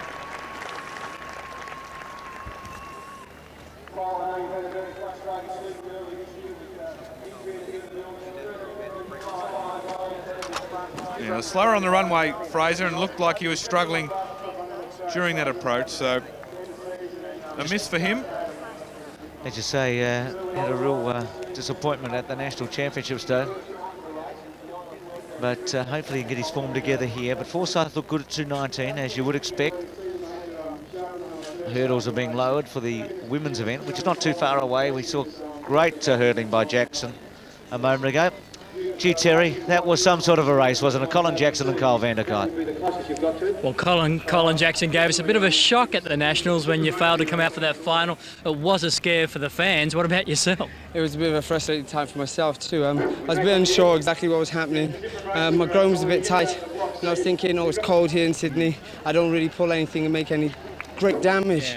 I was fortunate that my physio was there, so he could work on me straight away, and I was lucky that I was able to run tonight. I was pleased. Well, talking about conditions, a nice warm night here, a nice slight tail breeze, so 13:22. That was a good time. Yeah, I'm happy with that. As I say, because I was a bit nervous with my leg and I wasn't sure how much force I was going to actually be able to put through it, but I was pleased that it went well today. I'm looking forward to next year, next summer, and pushing myself out there again. Now, at the halfway mark, there was a young Aussie guy not too far off you. You're helping him, no doubt, being out here, just being out here. Yeah, he said to me earlier, he said he thinks the videos I've lent him have inspired him a bit. He ain't having the other one. But no, he's performed well today, 13.35. I'm very happy that he's progressing nicely now. It's a great time. Now, the only thing left for you, an Olympic gold medal. Wouldn't that be nice? It would be absolutely delightful. I'd love that and hope to return with one. Colin Jackson, well done. Thank you. Thanks, mate. What a great interview there with Colin Jackson. A tremendous interview with Terry Kennedy. He is one of the most agreeable world champions you could ever meet, and he has been working hard with Kyle Vanderkuyt. And Kyle's just strolled over and joined Terry Kennedy. Terry, another great run by the Australian. It was a great run, Bruce, no doubt, and he was right on the heels of Colin Jackson there, not too far away, Kyle. No, it was an awesome feeling to race that close to Colin. I knew he'd get out, so I said, let's get out tonight and go with him. I got out well, and I could feel him all the way, so I just knew, keep going, keep going, keep going. And that sort of time definitely showed to me, there it is. Now, early in this season, you had your own share of injuries, but certainly the second half of this domestic season, you've been on fire. Well, definitely been motivated all season. I mean, the injury was a setback. I didn't get to race Colin earlier, but I was motivated all the way through, dedicated to get back, and it just showed, I think, tonight how fast I can get back and how ready I am for Europe. Your fastest time at home here, what can you do in Europe in the lead up to Atlanta? Well, that's my fastest I've ever run this time of the year, so to produce that was the aim, and then take another step up towards Europe. I'm hoping for 13:20s, 13 in the teens. You'll be looking at the final if I can do that, so I'm excited. And you should be too, yes. Good luck at the Olympics, Kyle Vanderkuyt. Kyle Vanderkuyt there as we go to Samantha Farquharson, the winner of the National Championships last year, out here training with the Colin Jackson group. And the start list for the women's 100-metre hurdles. Lane 3 is vacant. Jane Fleming, it was kept for her, but she wanted a good training session on Tuesday. I'm not sure if she got that or not, but she decided not to run here tonight. Rachel Links, Deborah Edwards. Let's go to the high jump for a moment. We'll come back to this 100 hurdles. Well, this is interesting. This is Anderson's third and final attempt at 2:19. And this has a big bearing on the $10,000 first prize, because Anderson's the main competition here for Tim Forsyth. Now, both Garrett and Forsyth are over at 2:19. Chris Anderson, the Australian champion last weekend, looking down the barrel. Live action here, 2:19. He's gone. That's disappointing. Anderson out. Forsyth, for the fourth time, the Grand Prix male champion. For the third time, Robinson second. So, well, what about if Garrett beats him? Well, true. We shouldn't talk too early, should I? No, don't jump your gun too soon. I mean, he's certainly shortened up again. There's Samantha Farquharson, who goes from 3 from the outside. This event, 160 is Simone Purvis, and 159. Nicole Gale's done well, Melinda. She came through and actually was second behind Samantha in Sydney. Yeah, she's been going well this season. She's been going from strength to strength, and she's always looking incredibly fired up before the race, so she'll give Samantha a run for money, but I really think that Samantha has it pretty well wrapped up. Should be on for a fast time. Oh, got left there. Did Farquharson completely. Gale beat them out with Hegney. Now Farquharson going, and also Purvis. Farquharson just shading Purvis and Gale. 2 flights to go over, not going to be much in it. Farquharson's going to win 13.74 after a dreadful start. She got left of the blocks, didn't she? I don't think she mustn't have heard it. I mean, that was ridiculous. Either that, she may have thought it was a false start. I'm not too sure what was going on there. It was a shocking start. She's shaking her head. She just couldn't believe it. Obviously, just concentration elsewhere. Good run from Gale. Personal best is only 13.87. She's not going to be too far away from that here. And Purvis too. Just didn't quite run off the last hurdle, Nicole Gale, but Purvis a good run. Have a look at that. Actually, good effort when you think that Samantha could have lost everything there, but she held it together, didn't she? Yeah, I think she was aggressive more than anything. And once you get like that, I know I've been there, done that, and you just want to kick some butt after that. Well, she did that, no doubt. Actually, the time wasn't too bad when you consider what she lost. Let's go to the high jump now. This is 2:23 the height, and Garrett, let's see if he can get over and keep the pressure on Tim Forsyth. Well, you're right when, Bruce, you said that Garrett is still in the competition. Interesting for Forsyth. We'll just watch Garrett take his attempt here, and it's a fouler. So failure for Garrett, plenty of action in the high jump, and Terry Kennedy's has Nicole Purvis. Simone There's Purvis. plenty of action just in the 100-metre hurdles, and Simone Purvis. A big day for you, hasn't it been? You were named in the Junior World Championship team for Australia this morning, and now a good second tonight. Yeah, I'm really pleased, and I'm just great. It's great that I've been named in the team, and I'm really happy I ran really well tonight. Everything's come together for you this domestic season, really, hasn't it? Yeah, I think I'm running really well.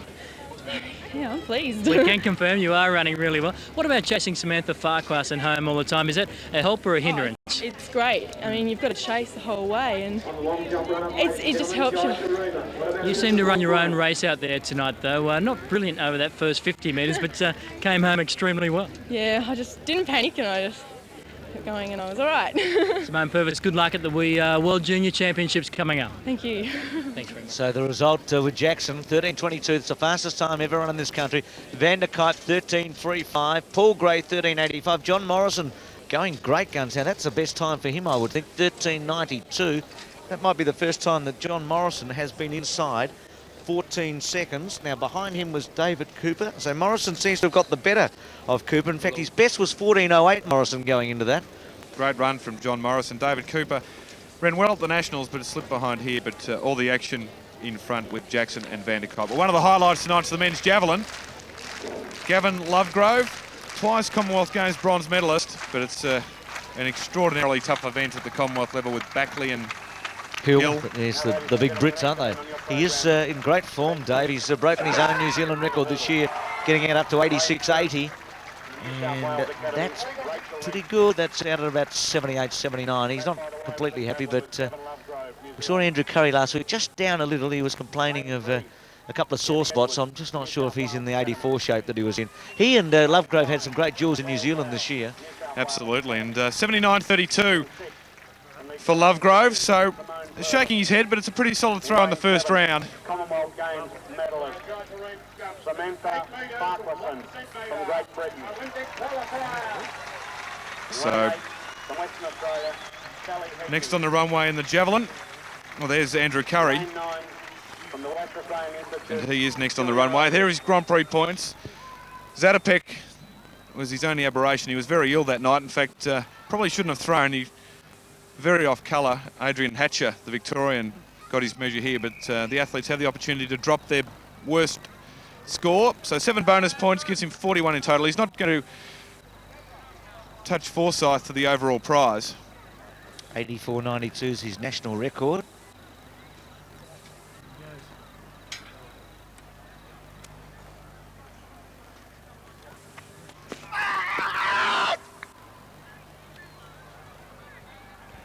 Probably just gone off a little bit of form, as you mentioned, Bruce, after his big throws in Perth. Spent a little bit of time training. that was the major part of his season. Won the Nationals, but should be a good competition between him and Lovegrove tonight. So 74-36. So from the javelin, back to the high jump. Garrett at 2:23, third attempt. So if he does miss this, it would set Forsyth up with the $10,000. He has missed it, and I think we can safely say now that Tim Forsyth is going to win the $10,000 as the overall Grand Prix champion athlete. Tremendous crowd here tonight. Beautiful conditions. Have come out in their, well, in their thousands. It's not a huge stadium. It doesn't hold the same amount of people as the meeting in Melbourne at Olympic Park, but big crowd, and they're really enjoying the action. We've seen Australian records tonight, a famous record going. Here's Forsyth, speaking of famous things in athletics. This man is an Olympic medalist as a teenager. Now the bar's gone up to 2:28, and this will be his first attempt at that height, 2:28. It's Australian record. He's held it for a while now, 2:35. He'd love to take that again. Saying earlier, Dave, he's 2 World Junior silver medals. That duel with Smith in Seoul in 1992 after the Olympics, when Tim had got the medal and Smith had missed out, Steve Smith. It was one of the really great competitions in athletics, certainly at junior level. Well, Smith came back and jumped 2:36, which is extraordinary for... They really have had some great winners at the World Juniors. We'll look forward to that at the World Junior Championships here. Sotomayor won the first one in Athens. Yes, Smith. Probably gone on to be the best ever Sotomayor, I think. Certainly he's the world record holder. He's the 8-foot man and Olympic champion. Of course, Forsyth had a great battle with Smith at the Commonwealth Games on a countback or a jump off. Smith falling over on one of the crucial jumps and smashing his watch. Really put paid to the competition, but Forsyth took that one there. So he's one of the men in the Australian team that really does rise to the occasion. Should get this if he's in good form. It's an impressive height, but one that he's capable of doing. I'd say when he's switched on, Dave, and fit, he should get this height 8 times out of 10 when he's really keen. I think what he'd be looking for here is a first attempt clearance. So important at the major championships to get these heights on the first attempt. The countback situation often makes a difference. As he well knows, in Barcelona, cleared the same height as the winner, 2.34 meters. But on hits and misses, Forsyth took the bronze there. So wants to clear this on the first attempt. Well, Bruce, he may well be on tonight because it was a good clearance for Forsyth. You really do have an inkling about the high jumpers a couple of strides out. He looked good there, very bouncy, and a good clearance. Start list for the men's 800. Michael Hayne in 2, Grant Creamer 3, Martin Byron in good form 3, Vincent Malaquin, the outstanding Kenyan 4, and Sammy Langat, who's a 143 man in 5 and has won the last 2 national championships. Heath Fitzpatrick was a second man home and first Australian at the nationals in 6. Joseph Ishii 7, Byron Goodwin of Canada in lane 8, Scott Peterson in lane 8 as well, as we go over the page, along with James McInerney and Jai Thomas. So we're running at 11 here, big field in the 800. There's Sammy Langat, as I said, last couple of Australian championships. He has run 143.84 and was the African champion in 1993. World-class athlete. Now this man has a chance, I think, tonight to at least get the B standard of 147.5. Heath Fitzpatrick, his last 3 runs, Dave, have been 47.82, 47.64, 47.63. He's been closing in. The B standard here is 47.5. The pace will be set up tonight. They really can do it tonight. Well, he ran a great race at the national championships, Fitzpatrick. You got cut off by McInerney, squeezed out Goodwin, and then they were back on top of Fitzpatrick. There he is, 169. But he managed to recompose and finished on very strongly to take the silver medal behind Langat. So a clear run here tonight, and he may well be able to pose the fast time. There's Byron Gordon, surprised at his first run in Australia in Sydney, took the win there. Scott Peterson, well, he's one of the characters. He wears the boxer shorts every time. Free running Victorian, McInerney. and Jai Thomas, the young Western Australian, rounding out the field. So there's plenty of chances. Always an open race, but Langat will certainly go to the front. Ishia's got a chance here to place highly. There's 200, Sammy Langat. Ishia went too early, I feel, along with McIntyre in that national championship. Fitzpatrick got held up with Byron a bit at a critical stage.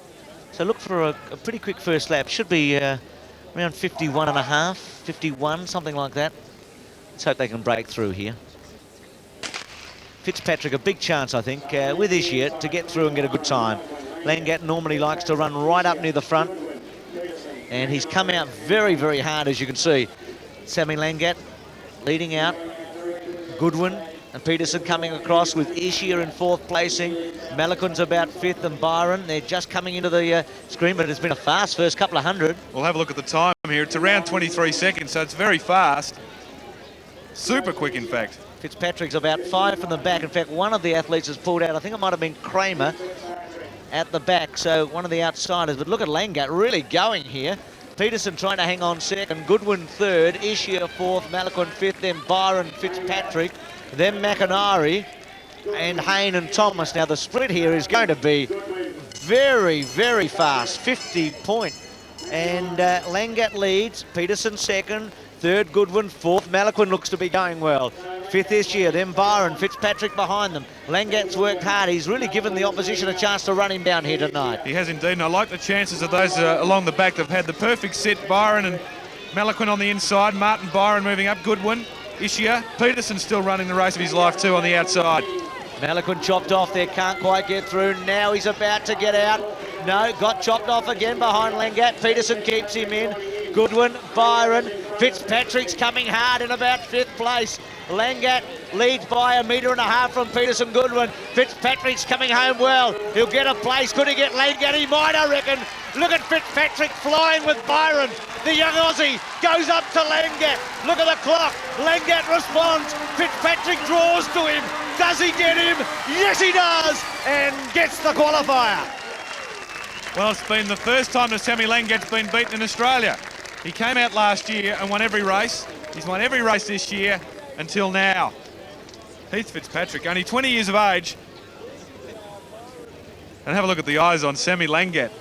Eyes and teeth only. He kept form well, Fitzpatrick, and goes to the line. They're still locked together. Who's got the best dip? It's Fitzpatrick. Great run. Big breakthrough here. The times. Now he gets the B qualifier and just misses the A.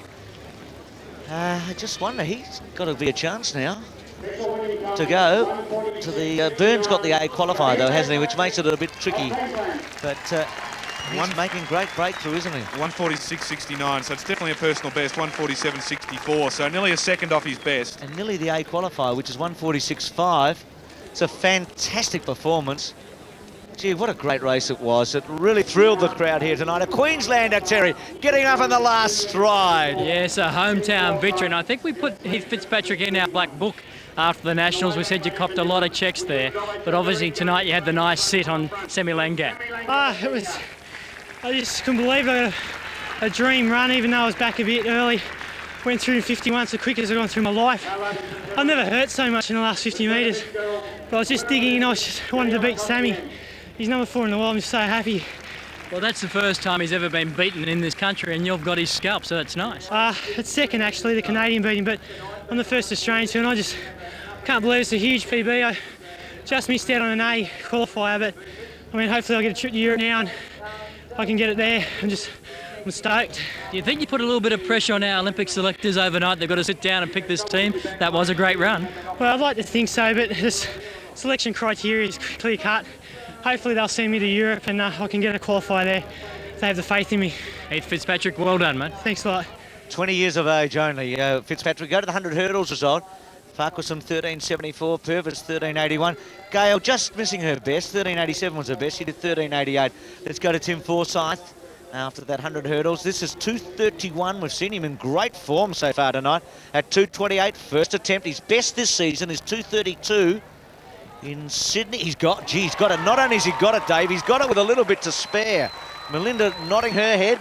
You obviously liked it too. Gee, he's going well, isn't he? Certainly is, and you know, he would have been very disappointed with the Nationals. It would have been a while since he's been beaten here in Australia, and He looks so smooth and he cleared it by heaps. Well, just discussing with the coach now what height to take. 234 or 235, I think, Forsyth. He may put it up to 235. So from Forsyth to Andrew Curry in the men's javelin into the fourth round here. Still stuck on 74.36, round 3, sorry. 79.32 is Lovegrove in the lead. It's getting a little bit close to the white line at the front, and that's certainly not one of the best throws for Andrew Curry.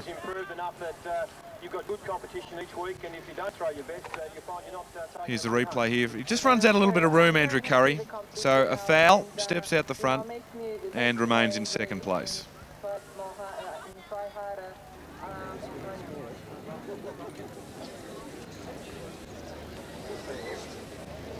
So Forsyth going well. Curry struggling a bit. Seen some Australian records tonight, some big personal breakthroughs. Women's 400 not too far away. Kathy Freeman, Tim Forsyth wrapped up the $10,000. Will Kathy Freeman wrap it up here with a win? Renee Poetschka, the big danger. Let's have a look at the point summary. Kathy in Adelaide getting 9 points. In Hobart, where she ran 50.46 in her first serious 400 metres for the season, and then in Melbourne 49.85, a whack of bonus points, total 41. Let's go back and see that historic performance where she became the first Australian to break 50 seconds. It was at the NEC meet in Melbourne. So from the inside, Naylor, Hannigan, Poetschka. Freeman didn't seem to get a great start, by the way. Richards was out well, Fraser going out well, so the two Jamaicans are giving Kathy something to run at. Richards really going early with Fraser. Freeman now starts to accelerate the back straight. She's looking good at 250. She's left Poetschka behind. Freeman's right up to Richards now. She has gone hard. Freeman's about to go past them. I think the time's what's important now. Poetschka's well back, she'll run on. Has Kathy gone too hard? The fastest time she's run in Australia is 50.46. The fastest by any Australian is 50.19. The Australian record's 50.04. We count her down. Poetschka's coming home hard for second. It's 1-2 Australia. Freeman's digging in. The clock ticks over. It's fast. It's real fast. She's done it. She has done it. The first time ever inside 50. It is a magic moment in the sport. She hasn't broken 50 seconds. She smashed it. She can't believe it. Listen to the big crowd here at Olympic Park.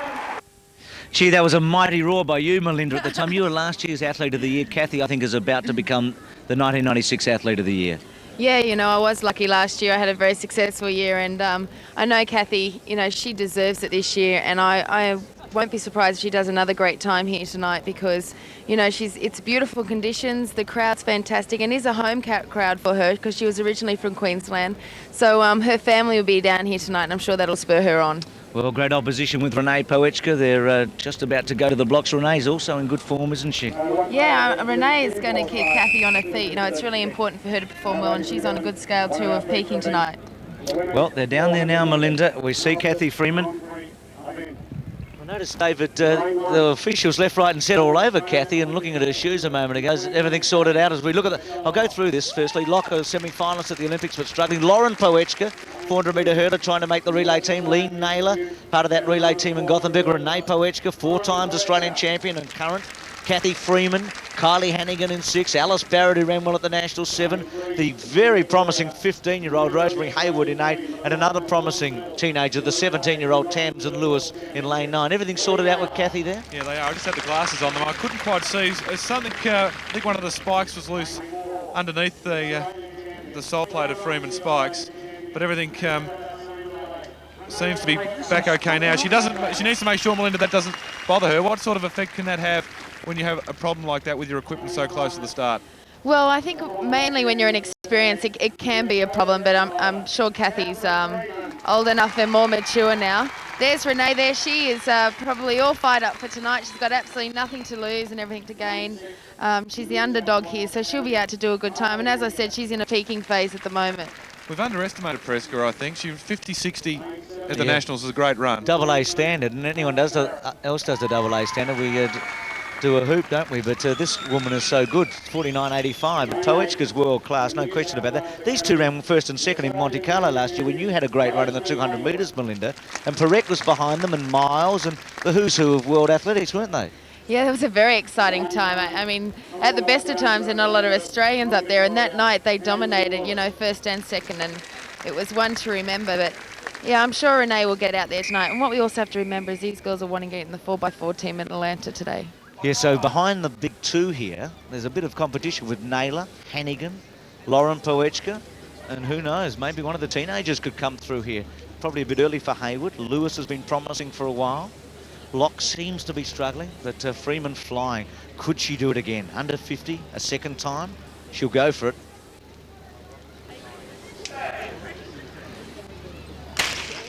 Good clean start for Freeman. Poetska's got her in her sights. So away they go from the outside, Lewis, then Hayward, Barrett, Hannigan, Freeman, Poetska. Kathy holding back a little early. And then behind them, Naylor. Down the back, you can see Freeman looks very comfortable. She's allowing Poetska to run up close to her. Renee's gone out hard at 200, has almost got alongside Freeman. Now Freeman to try and accelerate away from her. The big two are stretching away now. Naylor behind those. Freeman looks about a half a metre on Poetska, who's challenging strongly. Freeman in front. Poetska can't quite get to her. Freeman draws away now from Poetska. They're streeting the rest of them. Kathy Freeman now coming right away from Renee Poetska. The clock ticking down. Freeman, an emphatic winner, fast again. 50.22. It's her second fastest ever in this country. And Poetska second, and there was a long gap to third. Well, she ran a very controlled race then, and Renee Poetska certainly gave it her best shot. She'll learn a lot from that race. She'd pretty much had enough by the time she got into the straight. You could tell by the look on Poetska's face. But very, very strong over the last couple of, last 20 or so metres. Kathy Freeman really powering to the line. Yeah, it was a great controlled race, but as you can see at the end there, Kathy was pretty tired, and understandably, she's had an awesome domestic season. And we also see there Lee Naylor coming through, Michelle Locke and Kylie Hannigan. So those girls will be looking towards the 4x4 team. You can see Poetska trying hard to relax the face of Freeman. Just a grimace there, but still relaxed. But it still hurts the 400 metres, no matter how much you try to relax. And we've got to remember, that's a very good time. 50.22 is absolute world class. I like that for Freeman tonight because she did it differently to what she did in Melbourne. Yeah, she did. She sort of, she didn't go out as hard as she did in Melbourne, and she was controlled down the back straight, and she seemed to really hit it at about the 160 metre mark. She didn't panic either when Poetska went right up on her inside at 200 metres. You can often panic there, but from Kathy Freeman to the lady who's just lost the $10,000 to her, Daniela Costi, and she's with Terry Kennedy. Yeah, right, Dave Colbert. She has just lost the $10,000 to Kathy Freeman, but I saw you stand and applaud just as much as everybody else as Kathy raced away, Daniela, there. Well, I am very happy for Kathy, and well, it doesn't matter who won the money, but I'm very happy for Kathy that she did very well tonight, and for what she did in Melbourne, very, very good. Exactly, and 63 metres flat for you today in the discus, so obviously you can go home happy with your work. Yes, I'm very happy because I couldn't, because of my surgery, I couldn't have too much time to prepare all this competition. So I'm very, very happy with what I threw today and all this season. It's been a testing domestic season for you, really. Is that the sort of lead-up you need coming up to an Olympic Games? Yeah, that's true. I'm very happy with Beatrice and Lisa, what they threw today. I mean, not today, today too, but all the season. Because I know all the stanza now, and I'm really happy with them throwing that because they push me to throw a bit further. Yeah. Well, obviously the competition, just to have that at home here, because you're used to having it overseas, but to have it at home, it's a major bonus for you. It helps you in training, helps you in competition as well. It's true. Like it's an international competition for me with these two girls in top 10 in the world. So 3 of us are in the top 10 in the world now. How far behind does that back injury put you, considering the Olympic Games are really creeping up, aren't they? Not too far away, but the problem is, as I said, I didn't have too much time to prepare because I started my preparation on 1st of December. So I didn't have I missed about 2-3 months of preparation before that. But I'm happy now because I'm stronger than last year, and I feel much better than last year, of course, with my back now. Well done tonight. You maybe can hit Kathy Freeman for a line on the way out. Thank you. Daniela Costian to Tim Forsyth, who has got the $10,000 tonight. Third attempt at 2:36. If he clears this is live action, it'll be an Australian record. He will better his own record of 2.35 metres. Has cleared 2:31 tonight. So Australian champion yet again.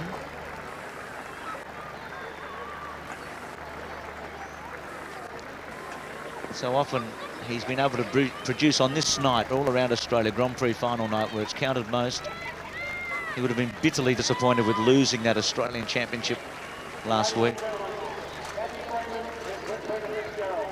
Well, this has been his aim all season. Way back in November, when he jumped at the Olympic Dream, he said his aim for this year was to get back up to the big heights, to challenge his Australian record. He gets his best chance here in the last meet of the year.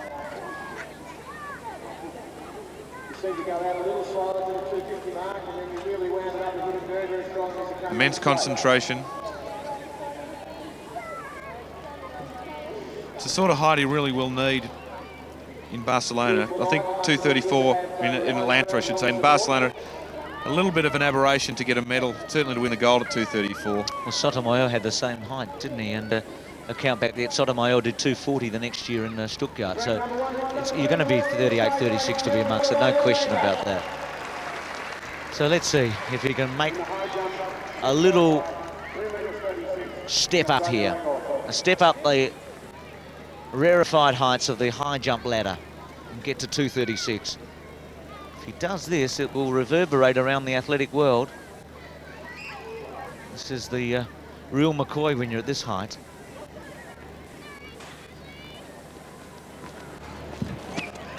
No. He looked good on the runway, but just not quite there for Tim Forsyth, but still takes the overall Grand Prix prize money for the fourth time. Good jumping tonight, 2:31. He looked good there on the runway, but just missed timing the run-up. And not all that close. So from one overall Grand Prix winner to another one, Kathy Freeman's with Terry Kennedy. Well, Kathy Freeman, we've just spoken to Daniela Costian. You've taken the $10,000 off her with that performance, but she wished you all the best. Very sporting gesture, but she might hit you for a loan later. She's lovely. I'll do anything for her, almost anything. Anything for her, any day. 50-21, obviously, at this ground. Very happy with that effort. I'm just glad. I mean, I think mentally I was, it took a bit mentally to get up tonight, which, obviously connects to the physical, trying to get your physical, trying to get up physically. But I'm pleased with tonight. I won. I mean, obviously it wasn't as good as my run in Melbourne, but it doesn't matter. It's nice to win at home in front of my family. Well, after the NECs and the Nationals, obviously it's been a pretty heavy 3 weeks really to then come up here. Yeah, I mean, looking back, it has been pretty solid, which is great training, without sounding at all like I'm trying to put the domestics in it. It's good to get these solid runs under your belt, get the feel for running in front of a crowd again. So it all adds up to that one day, come July Olympics. Well, Kathy Freeman, good luck at the Olympics and overseas, and congratulations on winning the overall Grand Prix title tonight. Yeah, it's nice, thank you. Well done. Kathy Freeman, that time, by the way, would have been the 5th fastest in the world last year, 50.22. That's how good it was. Fitzpatrick, what a breakthrough. 146.69, a big personal best over Sammy Langat, 146.70, and Vincent Malaquin, 146.88. Martin Byron's run his best time ever. Joseph Ishia not far out, and then Thomas Hain-Govan. Now, Forsyth winning in 2.31 metres in the men's high jump competition. So we have a look over Ian Garrett, 2:19. Look, Tim absolutely dominated there, didn't he? David Fraser, and then Anderson, who'd be a bit disappointed, Posey. So some big winners out there. In Brisbane tonight, the Grand Prix final. We'll be back with more on Sports Vision, Sports Australia, right after this. More from the Grand Prix final here on Sports Australia right after this break.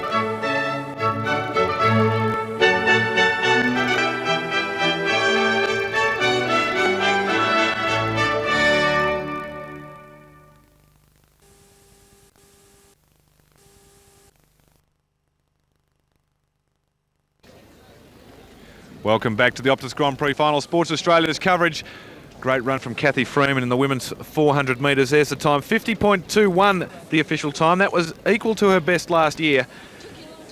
So great run from Kathy Freeman. Poetska 51.11. Lee Naylor a good time, 52.77.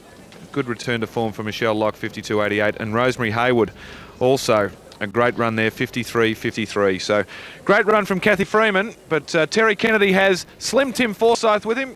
$40,000 he's won in Optus Grand Prix prize money over the years. Timmy, you owe me a drink. You're right, $40,000 over the years of Optus money for Tim Forsyth. The drink's on you, Tim.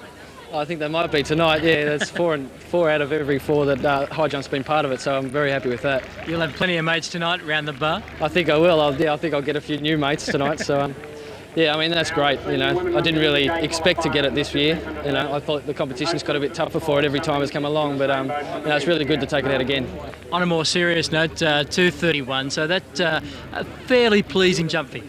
Yeah, it's I'm happy with it, but you know, 36 or even higher than that I would have been ecstatic. So you know, I really thought it was in me tonight. I was jumping really well. It's really the first time that I've really hit my straps all season, and you know, it's a little bit of a pity just to finish it like this. But you know, it's given me a lot of confidence to go into training, and I feel really good now. So you know, it's not so bad, I guess. Good luck overseas. I believe you first meet in Japan, and then of course the Olympics coming up. So good luck over there. Thank you very much. Thanks, Tim. Tim Forsyth there with Terry Kennedy. The 1,500 metres, the start list, Julian Painter, Pat Scammell, Paul Cleary. These are the big names. Paul Beatock, David Cobbett. They won the 1,500 and 5,000. They swapped about a bit in Sydney at the national titles. William Tanui there. Then John Wall over the page. So we've got three Kenyans on the first page, but Paul Cleary is the key here. Maru from Kenya, and then Julian Marsh. It's been really, I think, an outstanding night of athletics. Let's see if this can top it off. Cleary, no doubt, will go forward, put himself in a good position. Scammell should also go forward. Matthews is coming across on the outside. You can see Cleary pushing through. Maru is there. Malaquin's also joined in on the outside. We didn't see him in the shots at the beginning, but it's Matthews and Malaquin doing the pace. Cleary, it's exactly where you'd want him to be. In front, out of trouble, following the pacemakers. Tanui behind him with Beatock. So 2.30 is Matthews. There's Lynch 2.06 and winning the Australian Championships, former Australian champion. 2.11 there is Malaquin, who ran very well in the 800. Then Cleary third with Tanui, Maru. Cobbett coming around the outside with Beatock. So Cleary now getting a bit of help because Tanui's going to go up in front of him. So first lap, we'll get the split here. It's about 55, 56 years fast. You can see Tanui moving through to third. So Cleary's going to get a hand here in fifth. Scammell just in behind those.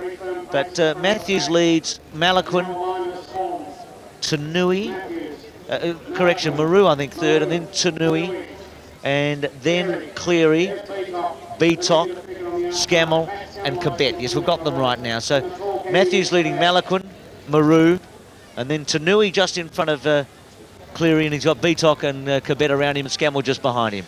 Well, I think that that second group need to close the gap. Certainly Paul Cleary needs to close the gap if he's to be a chance here. I do get the feeling, though, that he looks tired. I know it's early in the race, and he's a gutsy runner, but he has done a lot of racing in the last couple of weeks. But he's smothered away in there. There's Matthews, and Malaquin still moving along quite nicely in front. They're a long way in front of Maru and Tanui, and the group of Kenyans you can see there. It's a big gap. So we see Matthews, but here's Paul Cleary and Pat Scammell, the two leading Australians, and Darren Lynch around them. Cleary working hard on the inside. Look at the four Kenyans in front of them: Cobbett, Tanui, Maru, and gee, Cleary got checked there, and you can't afford that when you're right on 3:38. You cannot afford to be checking and going around anybody. He's got to get into the clear in a hurry and get himself in the right position. So they come down here with Matthews having done his work. 1 lap to go. 3:38 the time they're looking for. Lynch taking off now. You can see Malaquin leading from Maru, Cobbett, Lynch, Scammell, Cleary. Beatock looks to be out of it at the moment. Well, Malaquin may go all the way here. He did win 1,000 metres in Birmingham during the European indoor season just recently, so he's in great form. Lynch, of course, the national champion from '95, going to the World Cross Country, his first Australian vest in a couple of weeks. Here comes Beatok. Malikan's moving out, so I dare say he'll drop out with 200 to go. So the race on now. Lynch putting it to Beatok, Scammell, Quebec, and then Cleary. Lynch, Beatok, Scammell, Quebec. Has Cleary got a kick, or will it be Scammell? Time up to about 3:25 now. Beatok holding now. Cleary coming to the outside with a big run. Lynch, Cleary coming out after Beatok. Beatok looking back. Look at the time. 3:38's the key. They're not going to get it. And Beatok wins. Cleary second. Then Lynch, then Scammell, then Quebec. Richie. It's just one of those races, really. He never looked. I think he hit on the head right away, Dave. He never really looked comfortable. Geez, a gutsy runner, though, isn't he? He made the most of it in the end. He was spent. That won't do his chances of selection any harm, because he really did look gone. And I get the feeling that he felt so uncomfortable in the first couple of laps. He really did have a worried look on his face, but he fought back really well. And here, he just joins back in. He certainly sprints past Scammell and Lynch. Beatok's a class athlete, and so is Paul Cleary. Only 19 years of age. A couple of more months training. And I think he saw the clock, actually, when he just gave his head a big shake there, and he realised that he couldn't quite make it. Terry Kennedy with Paul Cleary. End of a long season for him, Terry, but he's got a lot to look forward to, and at this stage he's got a great chance of going to Atlanta. Has been a long series for Paul Cleary. Obviously that time just out of reach once again. Yeah, it's just out of time, unfortunately, but I'm sorry, hopefully I'll do it overseas. How frustrating has it been for you not to get at this domestic season, because it's been one hell of a domestic season for you? Yeah, it's been very frustrating towards these last couple of races, so I'm really just looking for time under 38 now, and hopefully I can do that in the future. What about tonight? Has the tough season taken its toll on you leading up to tonight? No, I haven't really raced that much, so I don't think that's taken its toll at all, but I just think that it's just becoming a bit of a mental barrier, but I think I can get it. Well, I guess looking for a fresh start overseas now and try and make that time over there. Yeah, that's the idea, so hopefully I can do that. Paul Cleary, well done on a great domestic season, and let's hope you get to Atlanta. Thank you very much. Thanks, mate. Well, one man definitely going is this one. Curry, the big javelin thrower. He's fifth round throw here. Andrew, 84.92 in Perth earlier this year. He's currently placed second in the 74-metre range. Gives out a bit of a yell. Gets it going a bit. That's better. That's about 75, 76, I think. Just going a little bit too high, I think, tonight for Andrew Curry. Now 4x100 metres. Let's keep a look on that. You can just see there the tip of the javelin just getting away from him. 75.98 in round 5. So he stays behind Lovegrove. Lovegrove's had a fair few problems with the fouls tonight. He let that big one fly early, but has struggled since. So here's Adrian Hatcher, the man that had the better of Andrew Curry at the Zatopek meeting back in December. Seems like a long time ago. There's his third round, where he's currently in third, 71.50, so he'd be looking to improve on that here. Very strong. Well, there's a few grunts and groans, and that's the reason why. So Lovegrove's called it a day, and Hatcher trying to take Curry, but not to be. 66.40, disappointing end of the season for Adrian Hatcher. In third place tonight, he can still smile. So there's our result. Lovegrove, they didn't get 80 tonight, 80 metres, but still a good performance, 79.32. Curry, 75.98, ends a long season for him, and Hatcher in third, 71.50. So good results there in the men's javelin. Some great performances tonight, and Tim Forsyth taking the cash yet again. He was the favourite going in, wasn't he, David? No surprise that he got the $10,000 for the fourth time. I thought tonight's program was very good. There are a few tired athletes, but we saw some breakthroughs again tonight. Perfect conditions, and this is how we finished up in the men's table. Forsyth 57, Robinson 55, and Curry 52. All of them have had outstanding seasons. Robinson and Curry setting new Australian records. Well, Tim Forsyth was in great form tonight, so he really did deserve to take the money. Rowan Robinson was a little bit tired. He really did, I think, the NEC Classic was the high point for him, and he couldn't quite do it tonight. Andrew Curry has had a great season, Australian record, so plenty to look forward to there. And I think the NEC meeting as a whole was my high point of the whole year. And if there was one particular performance, it was Cathy Freeman's in Melbourne when she broke 50 seconds. I think so, I agree with you. And she took the overall prize in the women's competition. Terry Kennedy and Melinda Gainsford, great performances during this season by Cathy Freeman. Yes, Dave, it can't be argued that Cathy Freeman was the dominating female athlete out there for the whole domestic season. Yeah, she definitely was, obviously with the time in Melbourne, and she was going to have a low-key season. She's obviously proved that wrong, and she deserved today, and she got it, so it was great for her. Daniela Costian did push her all the way, though, just a 3-point difference at the end.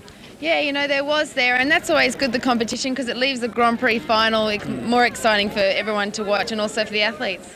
Now, Melinda, obviously the Olympic Games are creeping up very quickly. You haven't been out there for this domestic season. Will you be in Atlanta, and how quick will you be going? I definitely will be there, and I'll be trying my best to to run the fastest time I've ever run in my life. Well done, Melinda Gainsford. Well, we all wish Melinda all the best for Atlanta, as well as the rest of the Australian team, which is picked tomorrow morning, Dave. It is indeed. So nervous night for our athletes. Well, it's been a great season, the Optus Grand Prix season in '96. We've certainly enjoyed bringing it to you on Sports Australia. We've been in action since the Zatopek in December, right through the series, finishing off in Brisbane here tonight. On behalf of Terry Kennedy and Melinda Gainsford down on the track, Bruce McAvaney sitting next to me, and the rest of the team at Sports Australia, we really have enjoyed bringing you the Optus Grand Prix series. Until next season, it's bye for now.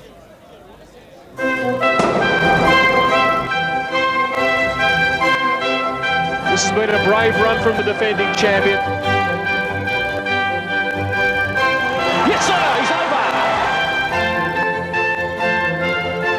It's a friendly rivalry. What a supreme season. And that is an Australian record.